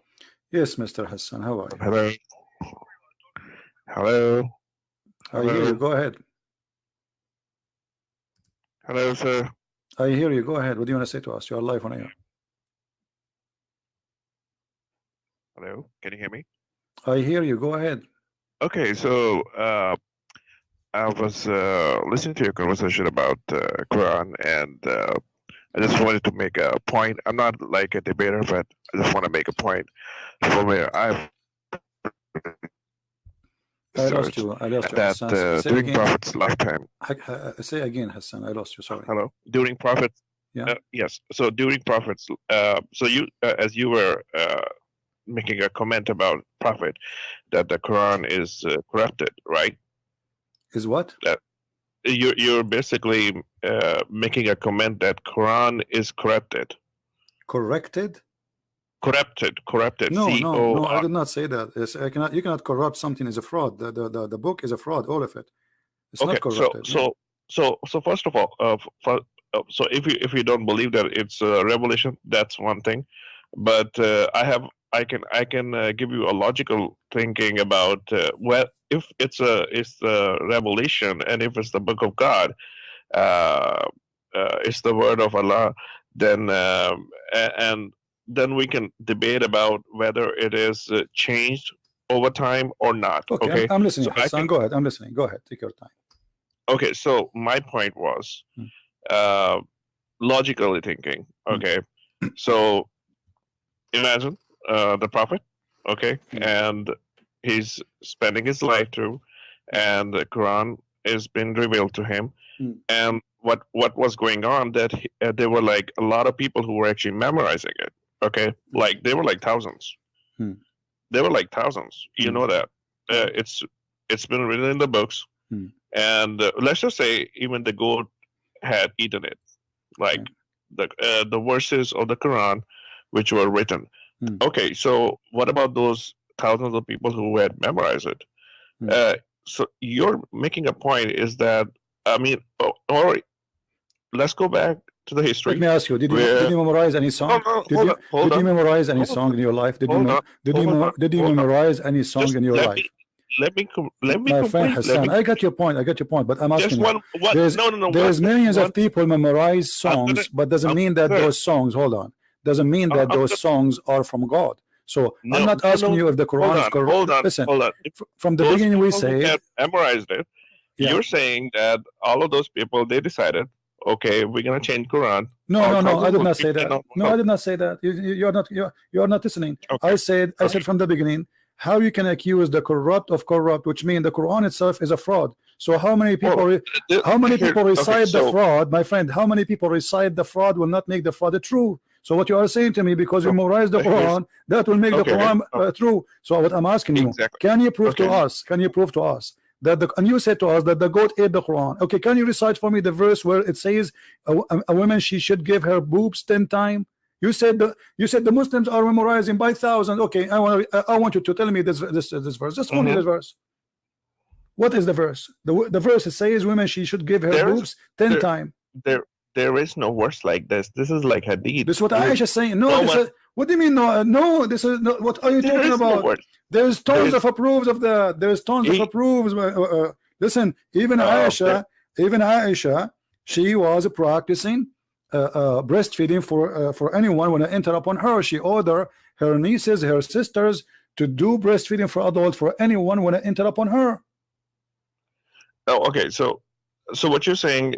So basically, you're making a logic about like proving that I have to find these verses in the Quran. What will it prove to you? Just they prove to me that your claim of thousands of people reciting the Quran that will make it legitimate. No, not reciting Quran, memorizing Quran. Memorizing, actually, because reciting, my friend, reciting is a word meaning memorizing. You speak English better than me, because recite what you memorize. So they recite what they memorize, and that supposedly, according to your logic, will make the Quran accurate.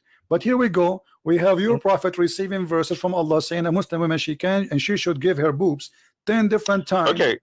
Okay, sir. Let me just clear one thing.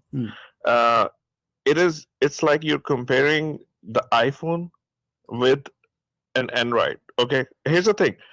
Imagine if which one is iPhone and which is Android. Your prophet is the iPhone. Your prophet is the iPhone. Dude, sir. Your prophet is the iPhone. No. I'm just telling you something. Hold on. But my point was that you're basically comparing Quran with Hadith. Okay, so hold on. If there is something which is contradicting, which if Hadith is going against Quran, that's a weak Hadith. That's what we actually. Guys, did you hear this? Did you hear this? Okay, there's a Hadith says don't do mut'ah. The Quran says do mut'ah. Which one you follow? You said to me, everybody heard you. You said if the Hadith contradict the Quran, we don't take the Hadith no more. Okay, the Quran says do mut'ah. So what do you do? Do you do mut'ah? The Quran does not say. I read Quran. Okay, read chapter 4, verse 23, 24. I've read Quran. Hold on. Okay. Chapter. What's the chapter? Chapter 4. Chapter 4. Hold on. It's on Google. Is it on Google, by the way? I mean, I thought in the Quran is in your chest. You memorize it. It's in Google now. Okay. No. I'm not. I have not memorized it. I've read it. Okay. Okay. And I mean, I have like other things to memorize too. But yeah, I hope I will one day. Chapter 2. Chapter 4. Chapter 4, verse number 24. Yeah. Verse number 24.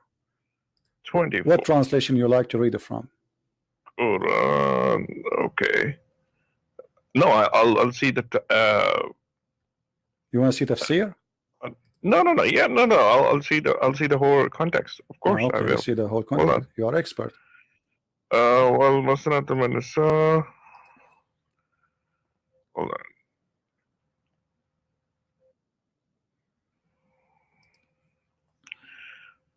Okay, and also prohibited to you are all married women except those your right hand possesses. Okay, so what's wrong with this? No, it says mastamta'tum bihi. This is mut'a. The word mut'a is coming from me. Istamta'tum. You don't speak Arabic, don't you? I don't speak Arabic, but I know how to read Arabic. I can read it. You don't speak Arabic, but you don't know. You know how to read Arabic. That's funny. What does that mean? Yeah. Okay. Well. والمحسنات you are reading in your own language. You are reading your own language, the Arabic, but this is not Arabic. We know how that works. Now look, this is the interpretation. Which interpretation you like me to show you? Which one is your favorite scholar? I don't have like a favorite scholar. I can read it from here. My friend, you told me a second ago. You told me there's thousands of Muslims who memorize the Quran. Okay, this is Ibn Abbas, the cousin of your prophet. He was living in the time of Muhammad. Do you agree with him? Do you agree with him or not? Just hold on. Just tell me the translation. I want to. It's in the front of you. It's in the front of you in the screen. Okay, I'm trying. I'm reading it in English actually. Sahih International. Wal muhsanati min an-nisa ila. Is this the same one? What's Sahih International? Sahih International is a translation for the Quran, not interpretation. What interpretation you like to read? I'm not reading the interpretation, right? Okay. Just reading the interpretation words because you see, in order to not to waste your time and my time, Mr. Hassan, Can you give me interpretation for the verse? What is the scholar we should read it from? Ibn Abbas, Al-Jalalain, Al-Qurtubi, Ibn Kathir, who? So scholars or Quran? Which one is more? Oh, so now scholars are garbage. And no. Hold on. I'm saying, hold on. My friend, Sir. I'm saying scholars because they are the one who they are in charge of explaining the Quran to you. So no, you're the scholars, not mine. I can read Quran on my own. No, you cannot. You don't even speak Arabic. Oh, hello. I cannot speak Arabic, but I can read Arabic. Okay, so how? So what's the benefit of reading? Okay, hold on. So now I'm going to open a book in the Iranian language, because Iranian they use Arabic letters, so I can read them, but I don't understand. That's very silly, my friend. You can get the translation. My friend, okay, but the translation, you okay? Do you agree that translation? Okay, do you accept? Do you accept the translation? Do you accept the translation of the Quran? Yes. Okay, what translation you accept? What translation you accept? Whatever is Sahih International. This one. Sahih International, guys. This guy he accepts Sahih International. This is the translation for the Quran. Are you sure? Yeah, it's written over here in front of me. That's how I can read. Read for us Sahih translation. Go ahead. So, and also prohibited to you are all married women, except those your right hand possesses. This is the decree of Allah upon you, and lawful to you are all others beyond these, provided that you seek them in marriage with gifts from your property, desiring chastity, not unlawful sexual intercourse. Full stop. Okay. So for whatever you enjoy of marriage from them, all right, give them their due compensation as an obligation, and there's no blame upon you for what you mutually agree to beyond the obligation. Okay. Indeed, Allah is ever knowing and wise. So so this is the interpretation of the verse. All right. So where does it say mata? Does it say? Did you see the word enjoy? Yes. Okay. Yes. That joy is a full marriage or temporary marriage? Where does it say? Okay. So for whatever you enjoy of marriage from them. My friend, no. Hold on. No. Read. Yes, I'm reading. It says this is here is about what is lawful for you, and Muhammad is counting what is lawful for you. What is lawful for you is to rape women they are married who they are slaves. Do we agree in that? Yes, you can marry the no, slave. not marry them, to rape them. Don't say marry. No, it's not rape. They are married. How you marry women? They are married. They are married. They are married. It's in the front. You are the one who choose the translation, not me. You are the one who say this is okay. Yes, it says it's forbidden for you to women who they are already married, except. Yes, of course. So except what? Except your right process. Exactly. Okay, let me ask you.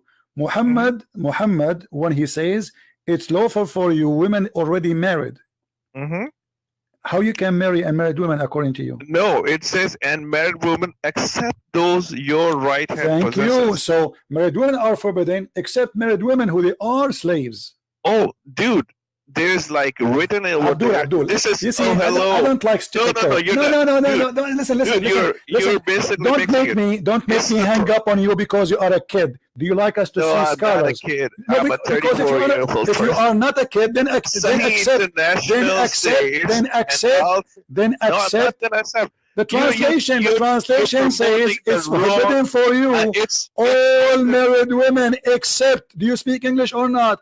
All married, this is your translation. All married women are forbidden for you except the slaves. In front of your eyes. Okay, listen. So let me ask you. Why? Okay, Hassan, just to make it short.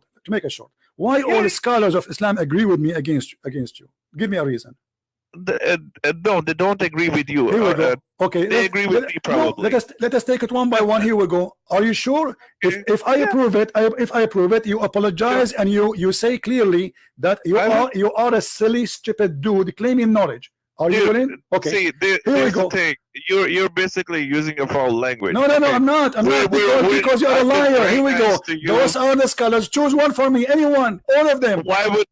I have I'm this. just Listen, reading the Abdul. Listen, translation. listen. Why do You think are a it's silly. not You are enough? a silly, stupid. Again, I say it. I'm not calling you Dude, names. you're such You a are, scholar. who's because using then the best language. you have to accept Dude, a scholar. where are your What a manners? Where scholar are you your accept? Give me a name. Where are your manners? Grow up, man. You are a Muslim. Grow You speak up, about man. manner. You're running the YouTube channel. You're a prophet. Your prophet says, nice. "Shut up, shut up." You don't want to talk.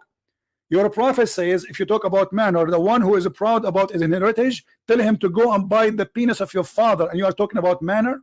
I did not say to you, go and bite the penis of your father. I am not the one who says, go and suck the clitoris of your mother. Your prophet did. And you are talking about manner? And when I say to you, and I will call you again, I want you to show me a scholar agree with you. It's a challenge. Don't keep talking. Now, here we go. In this website, we have thousands of scholars explaining the verses. I challenge you to find one of them agree with you, and I will call you back.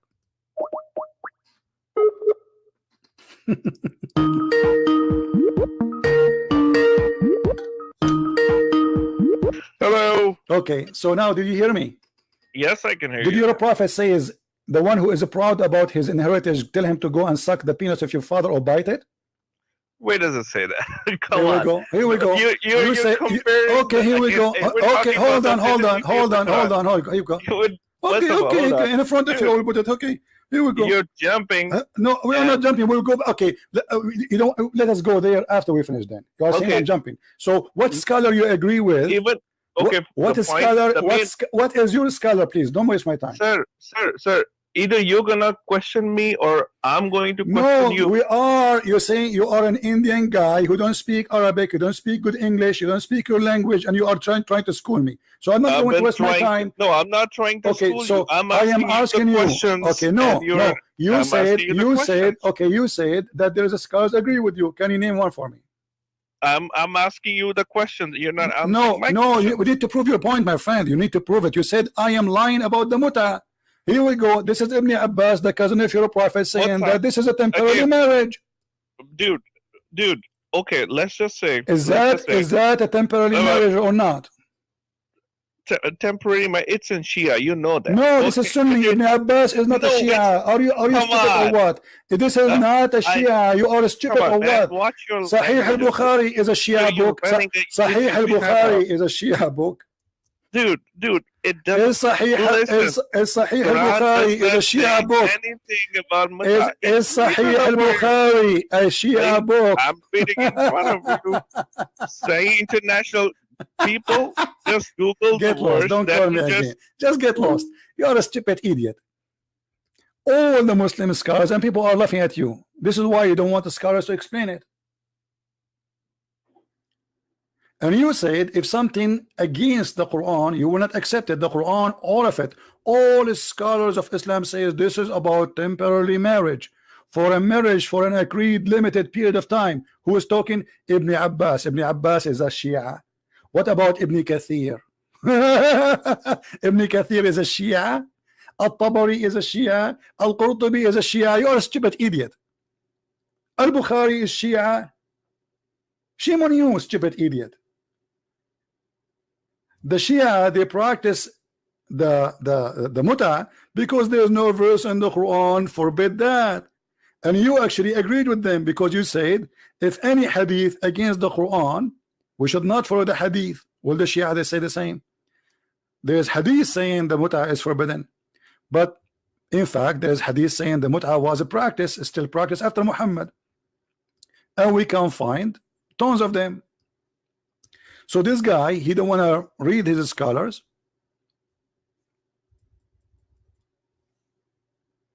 because he knew that he's wrong.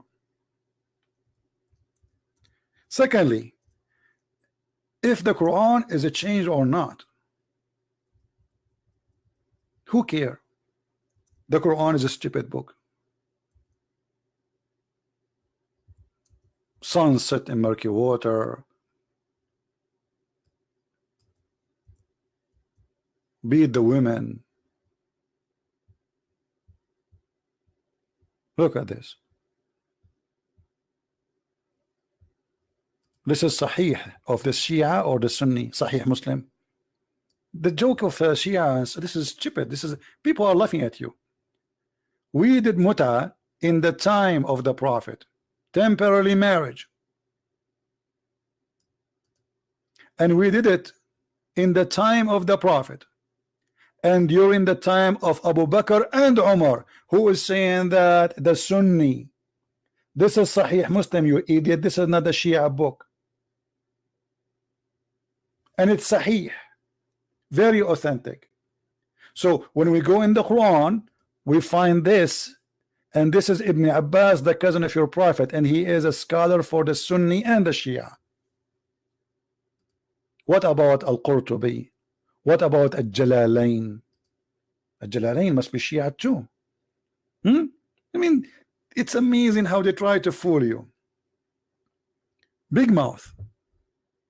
They speak too much, but they say nothing. That is the truth. And the funny, he says to me, you are using a bad language for what? For calling you stupid and liar? Well, you are. Because the reason I call you stupid, because you think by saying I don't accept hadith, you can fool us. Well, the Quran order you to follow the hadith, because the Quran itself is a hadith. So who are you to say I don't accept the hadith? The Quran itself, it says it is a hadith.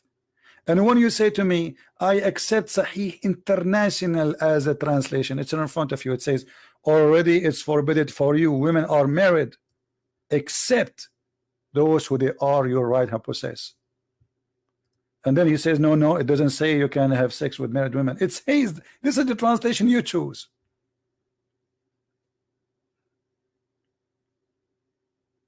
And we can go now to Ibn Kathir, all the Sunni scholars, not a single one of them agree with you. Do you know why? Because you are a liar. This is why you choose not to choose any of the scholars. Which scholars you want to read from? Shall I go to Ibn Kathir right now, live on air? In English?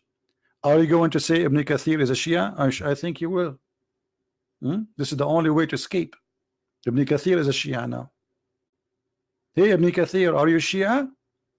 Yes, I'm a Shia today. I converted to Shiaism today. Let us see what Ibn Kathir he will say. Yeah, the Ibn Kathir must be Shia too. Al-Qurtubi must be Shia. Al-Jalalain must be Shia. Al-Tabari must be Shia. Al-Baghawi must be Shia. All of them, they are Shia, brother. Here we go. And you said to me, no, it's not about having sex with married women. Read it. Liar, idiot. Those you acquired them from war, they came to the Prophet, says, should we have sex with them without marrying them? Even do we have orgasm inside? You know what I'm talking about. He says, yes, you can do that. Shall we stay like, you know, we do like you know, like we have sex without coming in? He said, no need that. So Muhammad, you don't care even to know who is the father. Read it. And this is Sunni book. We capture some women from an area of Atwas who were already married, and we dislike having sexual relationship with them because they already have husbands. So the Prophet, he gave them this verse. Liar, idiot, stupid. Stupidity is ashamed of you because you are not stupid enough to join. You are more than stupid. You are like mentally ill. And then here, let us see about the muta. Huh? So with those among you who have enjoyed, give them require do, means to enjoy sexually, surrender to the blah, blah, blah, blah, blah, blah. And then he says, read, you idiot. This is Ibn Kathir. So those among you who have enjoyed them, give them. They require do, was revealed about the mut'ah marriage. A mut'ah marriage. This is why you don't want to read the scholars, and you claim, lying, that the scholars agree with you. You are a fraud, like your Prophet. Do you see it, how we prove it easy? So why you are lying to yourself? You only talk about hadith. I'm not talking about hadith, you idiot. This is the Quran. This is hadith now. All this time we are reading this verse and this is hadith now.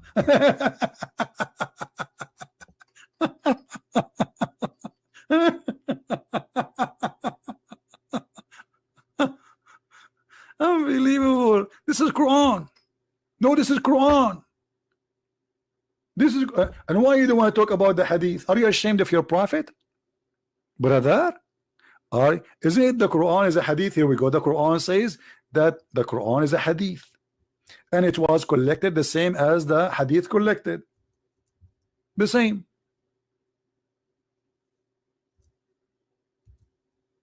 All the Quran is a hadith. Here we go. Chapter 4, verse 42. Quran is a hadith.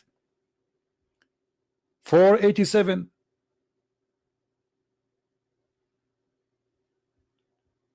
Read and love. Huh? And actually, we will show you a verse where it says clearly that the Quran is the best of the hadith. All of these verses saying the word hadith. All of them, they are talking about hadith.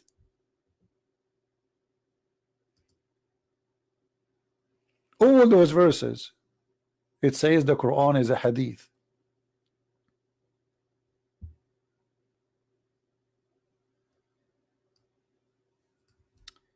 Ignorant.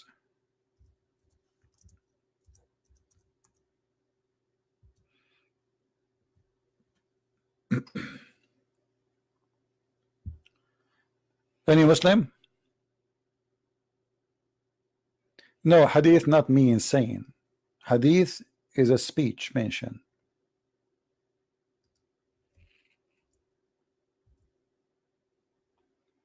Do you see it? Allahu nazzala ahsan al-hadithi kitaban. Do you see it? So why you are arrogant? The Quran is a hadith. And by the way, the Quran should not be collected by the Muslims. Look what the Quran says. Inna alayna jam'uhu wa Qur'anuhu. It is on us, Allah saying, to collect the Quran and to recite the Quran. So where is the Quran today, which collected by Allah?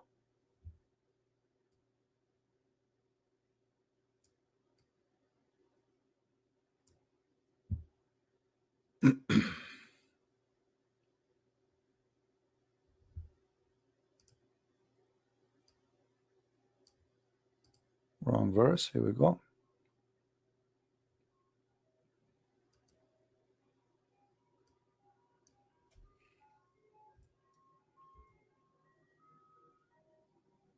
In alayna, the search engine is stupid. Okay, here we go. Chapter 75, verse 17.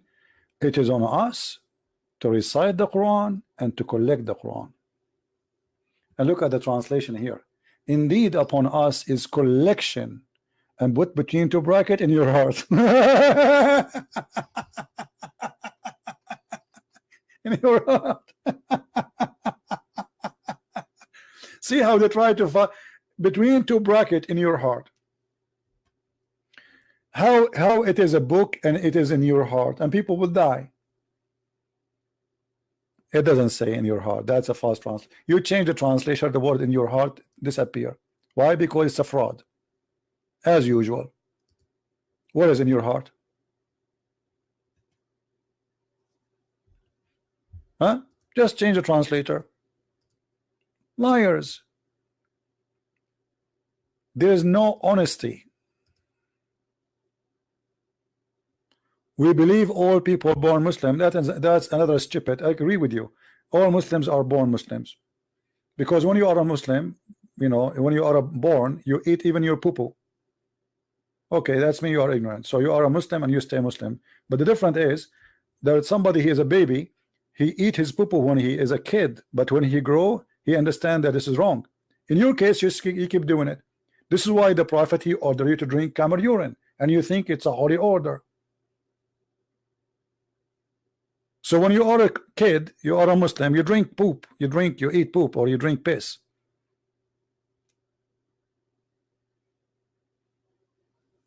That is the truth. And by the way, everyone is born as a Muslim. Correct, guys? He just said, Muhammad, he said, but this is in the hadith. So he don't want me to talk about the hadith, but they quote the hadith for me. And as long everyone is born as a Muslim, so why a newborn baby he will go to hell? Look at this hadith. You just said something very important.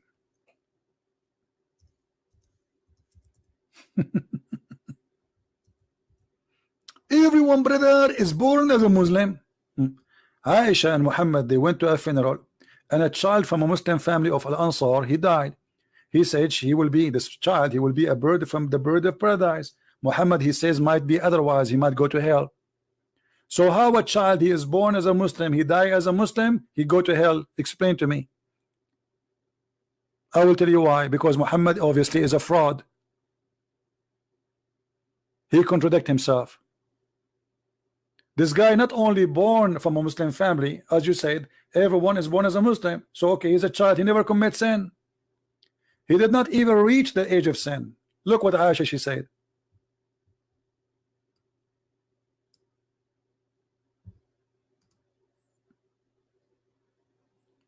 Okay, guys, this is because Muslim go to submission. What this guy is talking about? It's a kid, it's a baby. You just told me yourself that everyone born is a Muslim. So how you submit to Allah and you are a baby? And if you submit to Allah and you are a baby, and you tell me that every baby is a Muslim, so how the baby who is a Muslim will go to hell? Solve the problem, go ahead.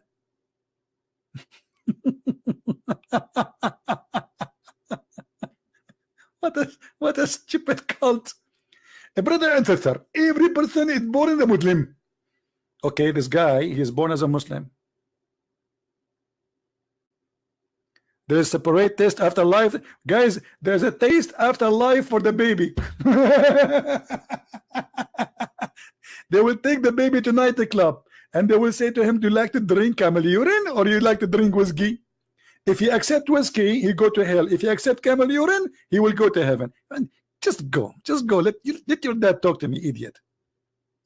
After life, there is a test for a baby. Have you ever heard of a stupid cult like this? After life, the guy, he die. But isn't it the Quran says that Allah will judge you until your last breath, and then after that there's no, that's it? This is against the Quran, you idiot.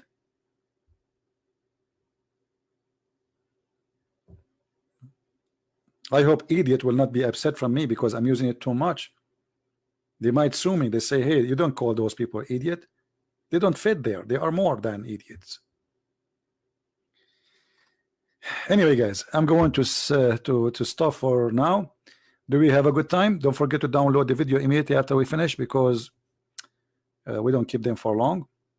But as you see, the Muslims are desperately trying to fool us. You know, like we show you how Mr. Hassan lying openly about his book and trying to prove to us reservation of the Quran by saying that we memorize the Quran, but he himself do not memorize one verse.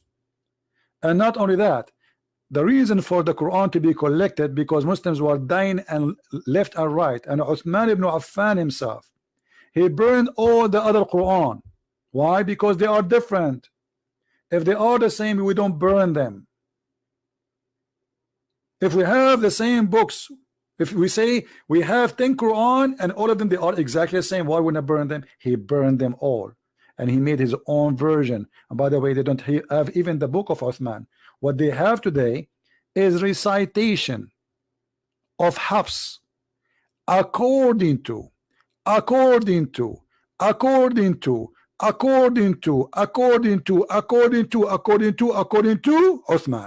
according to Muhammad. They don't have a book. The book of Uthman is nowhere to be found.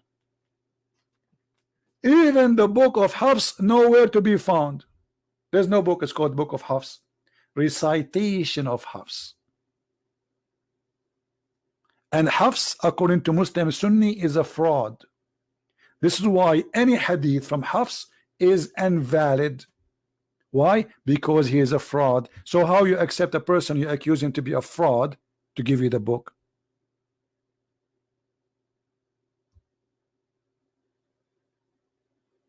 Hafs accused by Muslim Sunni, not Shia, that he is a fraud and he is a thief. and he is a liar. If I type right now in Google, give me a second, in the front of your eyes, just to show you what the Sunni they say about Hafs.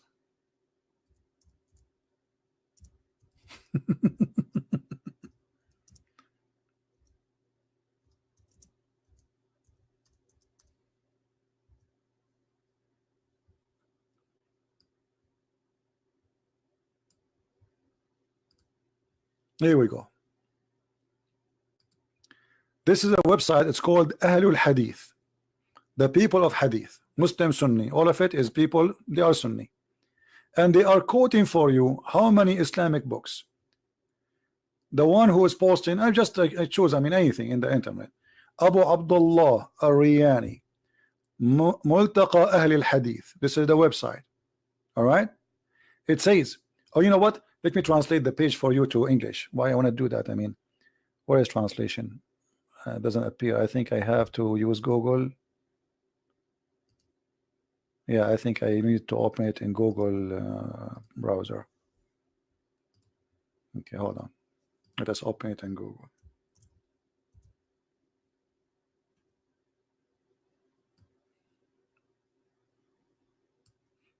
Translate to English. Here we go. And let us zoom in a little bit and look at this disaster, what the Muslims they say about Hafs.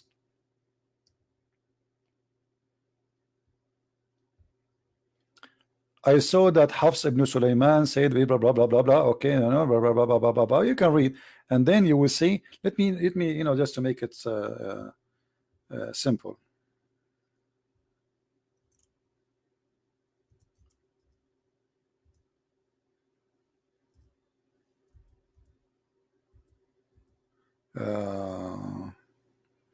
What we will search for, hold on, just to avoid reading all of it.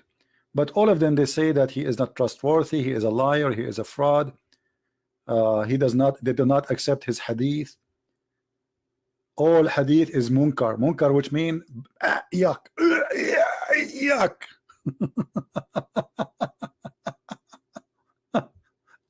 All the hadith are not only da'if, actually this is not a great translation, it's rejected.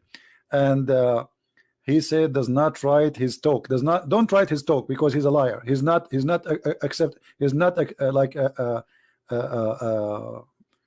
you know, credible to write. He make up stories. Like translation of Google is not, he's a liar. Look, he's a liar. He make up hadith. Do you see it? He's a liar who make up hadith. And those are the reference. The Muslim scholars are saying that he's a liar. All those references saying one thing, that Hafs is a fraud. He used even to steal books, and he write it and make it in his name.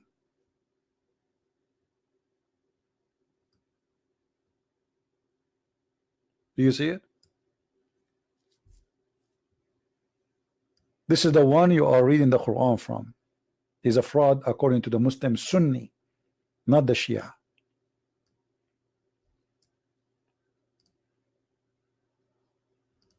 But you know, for me, I don't focus on those things, because who care if the Quran changed or not, if the goat ate the Quran or not.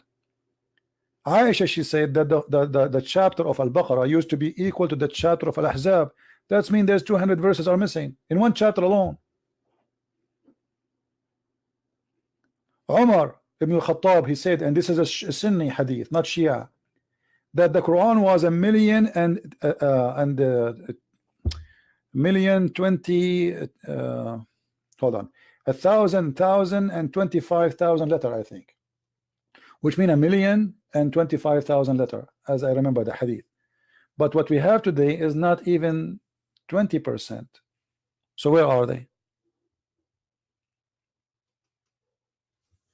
But I don't care really if the Quran is gone or not. The Quran today is stupid. What about you? You prove to me that the Quran we have today is not stupid. God who think the sperm is coming from a sperm of a woman, when women, they don't even have a sperm. From the chest of a woman. From where? From the location of the necklace.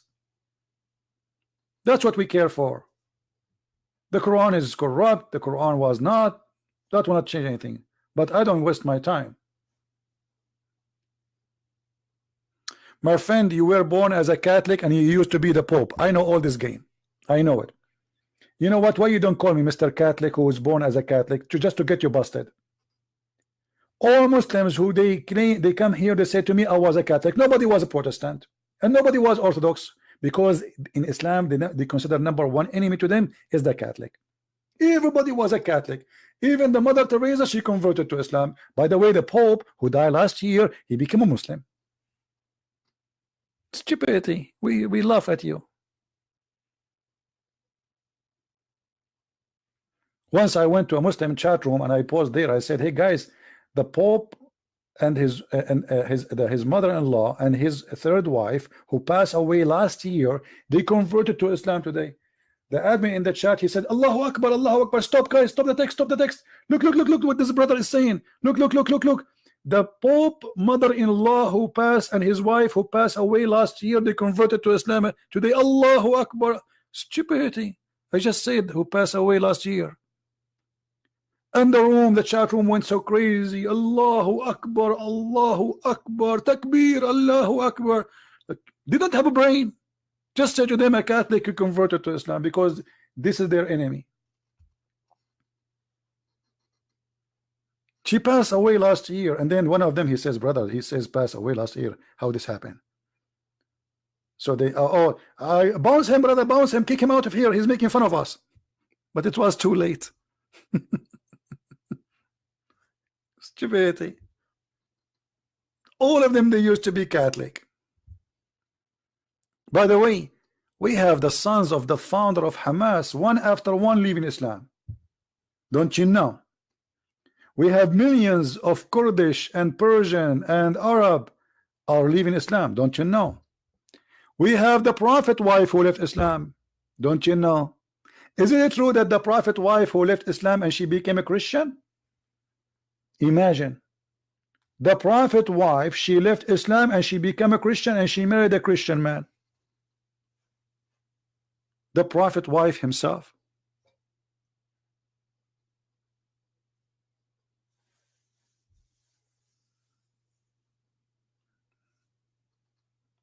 Maybe we should make a video about this topic. We don't talk about it usually.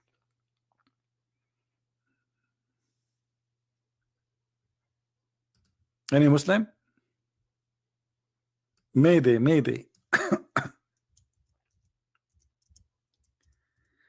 A Muslim is texting me in Skype.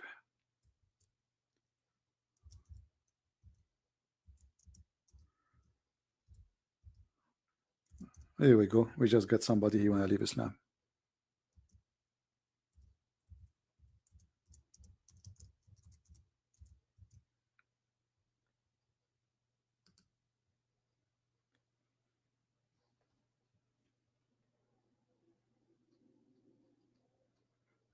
All right.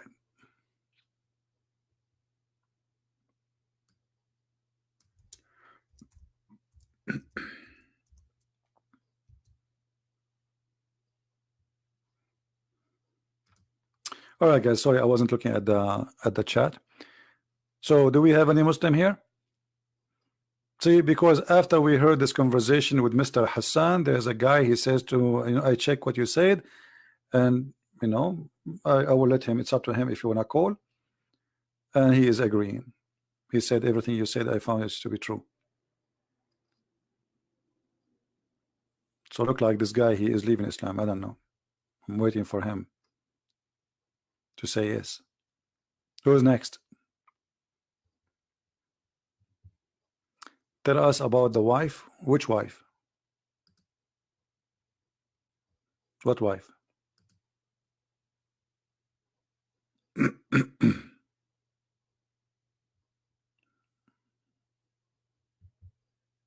You mean the wife of Muhammad who left Islam?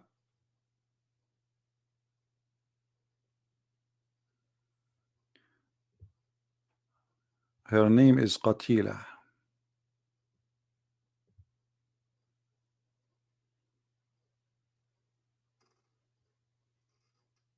She left Islam and she gave Muhammad a big She married his enemies.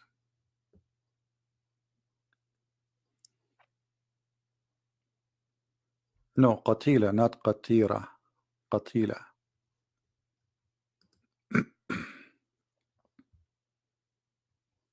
قتيلة بنت قيس بن سعد sorry قتيلة بنت قيس, her grandfather, I think his name anyway, from the tribe of Kinda.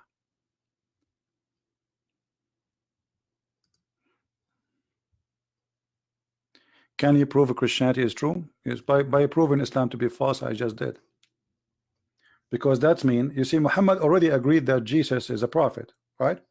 And you believe what Muhammad said, correct? Okay. And Muhammad, he says that Jesus is right now in heaven. So already I do not need to prove to you that Muhammad saying that Jesus is in heaven and he is a prophet. So what is left? To prove to you that Jesus is God? Well, he's in heaven. Everybody is dead except Jesus in heaven. So if you believe in what Muhammad said to you, which I don't believe in what he said to me, that alone is enough to prove that Jesus is God. Why need to prove to you anything? If you believe that Muhammad was saying the truth, that Jesus, he made people who are dead coming from the ground, and he breathed into the mud, which means he gave life from his breathing, that's mean he's God, because this is how God he create. The proof that the Christianity is true is in your book. Otherwise, how Jesus, he breathed, and from his breathed life come, not from the breath of Allah. Like Jesus did not make a statues or a figure of mud and he say Allah make it alive. No, he breathed into it.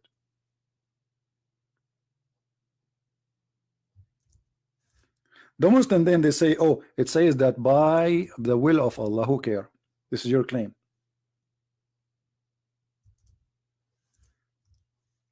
According to you right now, I am attacking Islam by the will of Allah. Prove it. And if this is true, that means Allah is stupid.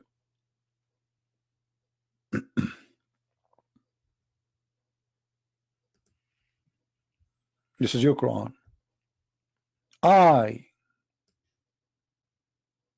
Okay, the Quran says that those are signs which Allah support Jesus with. I have come to you with the signs, and I make for you out of the clay as if it were a figure of a bird, and I breathe into it. You see here, they don't take that, they took the I off. Change the translator, you will see the I. Just to show you, this is Yusuf Ali. Let's go to different translator. Where's the I? Does it say I? Yes, it says I. Read it. See, Yusuf Ali, there's no I. Here it is I. And I breathe into it and make it a bird. And then they say to me, by Allah leave. Read it in Arabic. Do you know Arabic? So what in Arabic?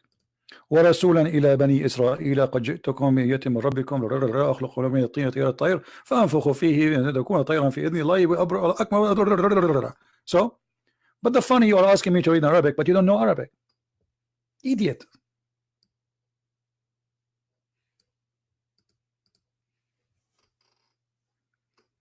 You just said that you are an ex-Catholic, so you do not know Arabic, and now you are asking me to read in Arabic. I mean, who is the fool here? Yeah, you know Arabic. Yeah. Call me, Mr. Arabic. You know Arabic. Call me so we can laugh. You see how you get yourself busted?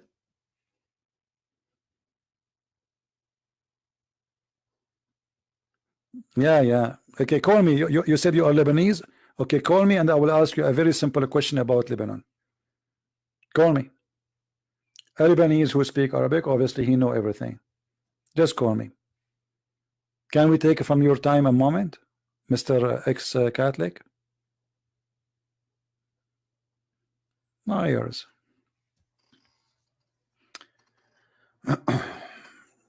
By the way, I used to be Muhammad.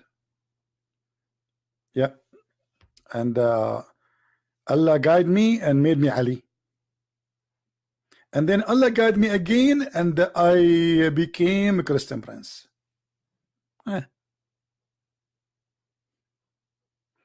Like Mirza Ghulam, he was married for 3 years and then Allah, he made him Jesus. This is what the Ahmadiyya believe in. That Ahmad Mirza Ghulam was married the mother of Jesus, for 3 years. He transformed the gender, transgender, you know.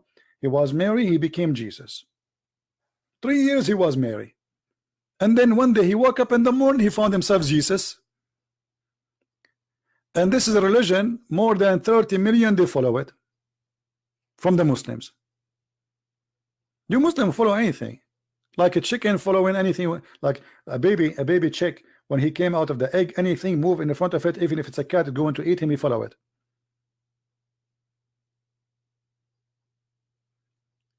And the funny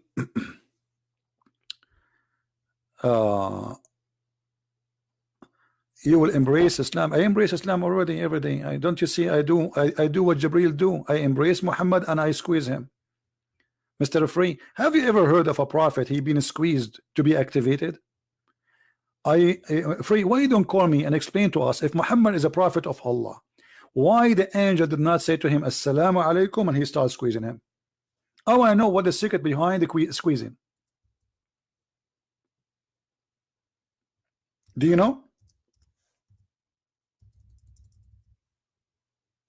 You see, I embrace Muhammad, Islam already. This is why I'm squeezing Muhammad every day. And you see what is coming out of him. This is why we ask people to bring their diaper with them. Here we go. You're a prophet saying that a man, he came to him, he did not say assalamu alaikum, and he started squeezing him forcefully, and he said to him, read. But the prophet do not know how to read. Look like the angel, he do not know that the prophet do not know how to read. So he squeezed him again, and the prophet, he said, I cannot read it. You know, like, and then he squeezed him for the 3rd time. I mean, everything in Islam is a 3. The first thing happened to Muhammad was a 3. But they are against Trinity. Anyone can tell us why he squeezed Muhammad 3 times? Is that in the name of the Father, the Son, the Holy Spirit? And what the angel was expecting from the squeezing to come out? What is exactly the purpose of the squeezing? There is a clear evidence that a human invent gods. Human have invented many gods. Well, you invented Allah. Here we go. You never saw Allah. You have a prophet who tried to commit suicide many times. Look at this, the same hadith. Here we go. And this is Sahih al-Bukhari. The prophet, when Waraq ibn Nawfal, he passed away, he became so sad, and he intended to throw himself from the top of the mountain many times. Do you see it? You have a crazy prophet. If you search right now why someone will intend to throw himself or to kill himself, either he lost hope or he is mentally ill, like something happened, a disaster happened in his life. This is a prophet of God. He just started to be a prophet. Why want to throw himself from the top of the mountain? Unless it's mental illness. They challenge me, but they are in the chat. Why they don't call me?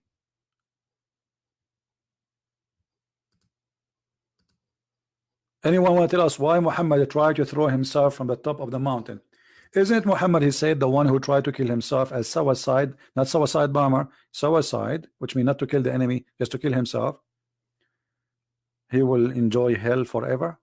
So why Muhammad trying to enjoy hell forever?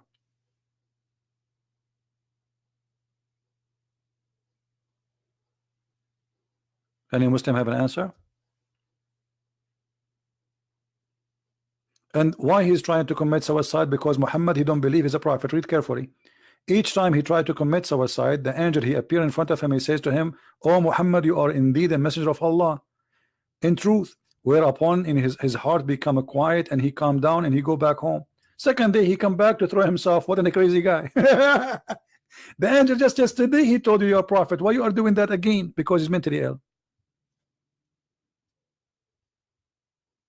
A camel wheel, I'm not enjoying you, I'm not ignoring you, but you are a camel and you are a wheel. What I would do with you? I ride a car and I don't drink camel urine. So what I would do? What is your need, camel wheel?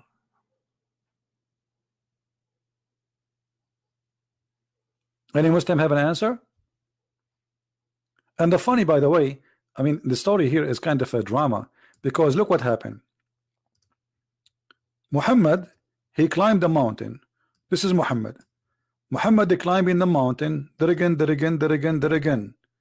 And the mountain is so high. So like, let's say Muhammad is going to Everest. And this is the Everest mountain. Muhammad is doing hiking now. Muhammad, he keep going, keep going, keep going, keep going, keep going, keep going, here in the top of the mountain. And then when Muhammad, he arrived in the top of the mountain to throw himself, now Jibril appear and says, you are a prophet. Why you don't say that to him before he started climbing, the poor guy? I mean, you wait until the last moment.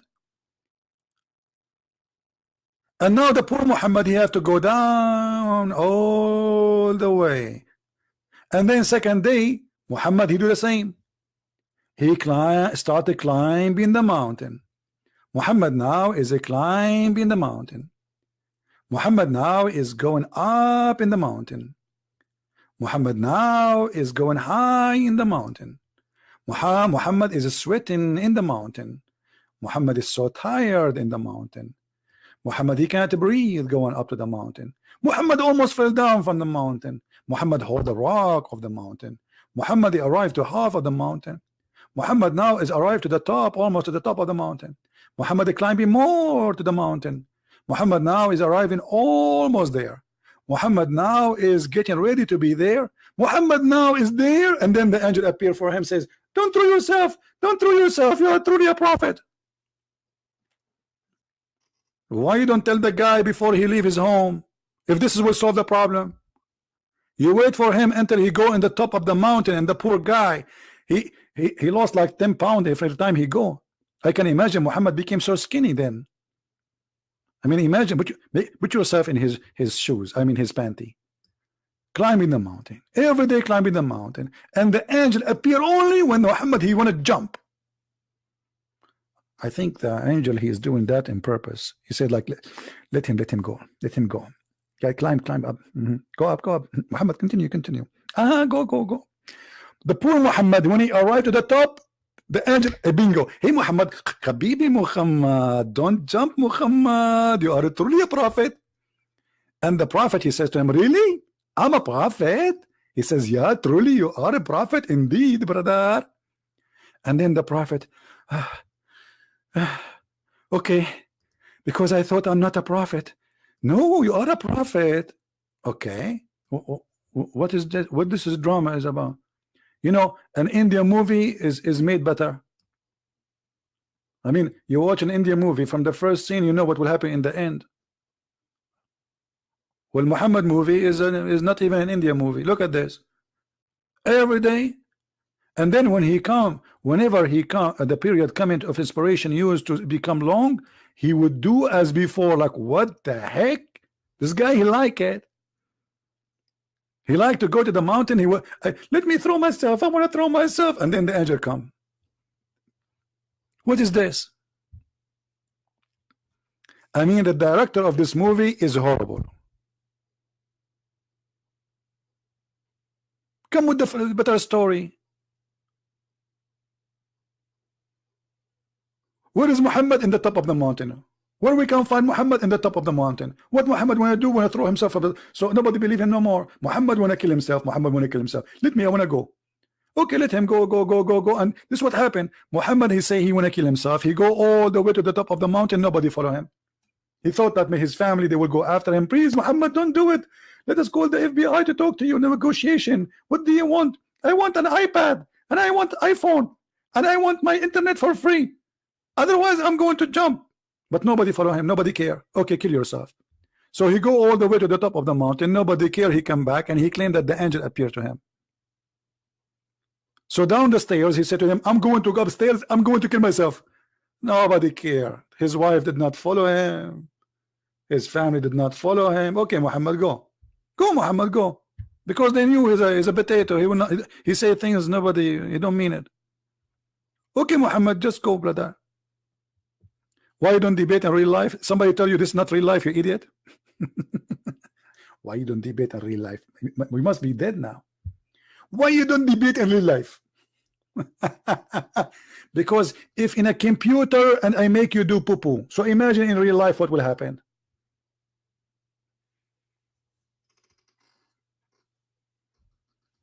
If we are just using a computer, what will happen in real life?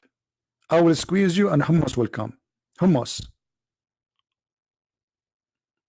Real life. Anyway, I think we are done for today. I want to say thank you guys. We have 1,000 likes only. Why? Why? If the program is about lipstick, we will get more likes. Honest to God, I saw some programs, women, they are talking about lipstick, jeans. They have like 4,000 or 5,000 people watching live. You believe it? I think I'm going to change my program. I will make it about lipstick, about eyeliner, how to make a makeup. Then people will come.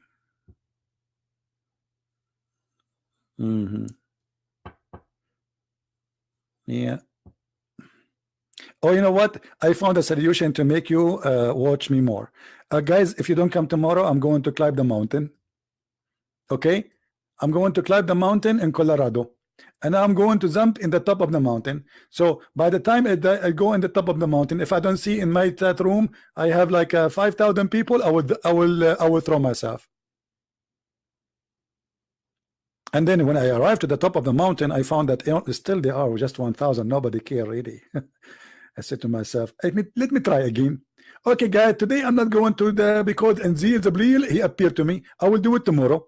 I'm going to climb the mountain tomorrow, and I'm going to jump. I will kill myself if you did it to 5,000 people. And then the second day I do the same, and nobody come, nobody care. Not only that, people will start saying, "Hey, XTP, when you do it? Like, come on, go." Hey, buddy, please, for the sake of the legs, for the sake of the shin of Allah. Okay, let's block this guy.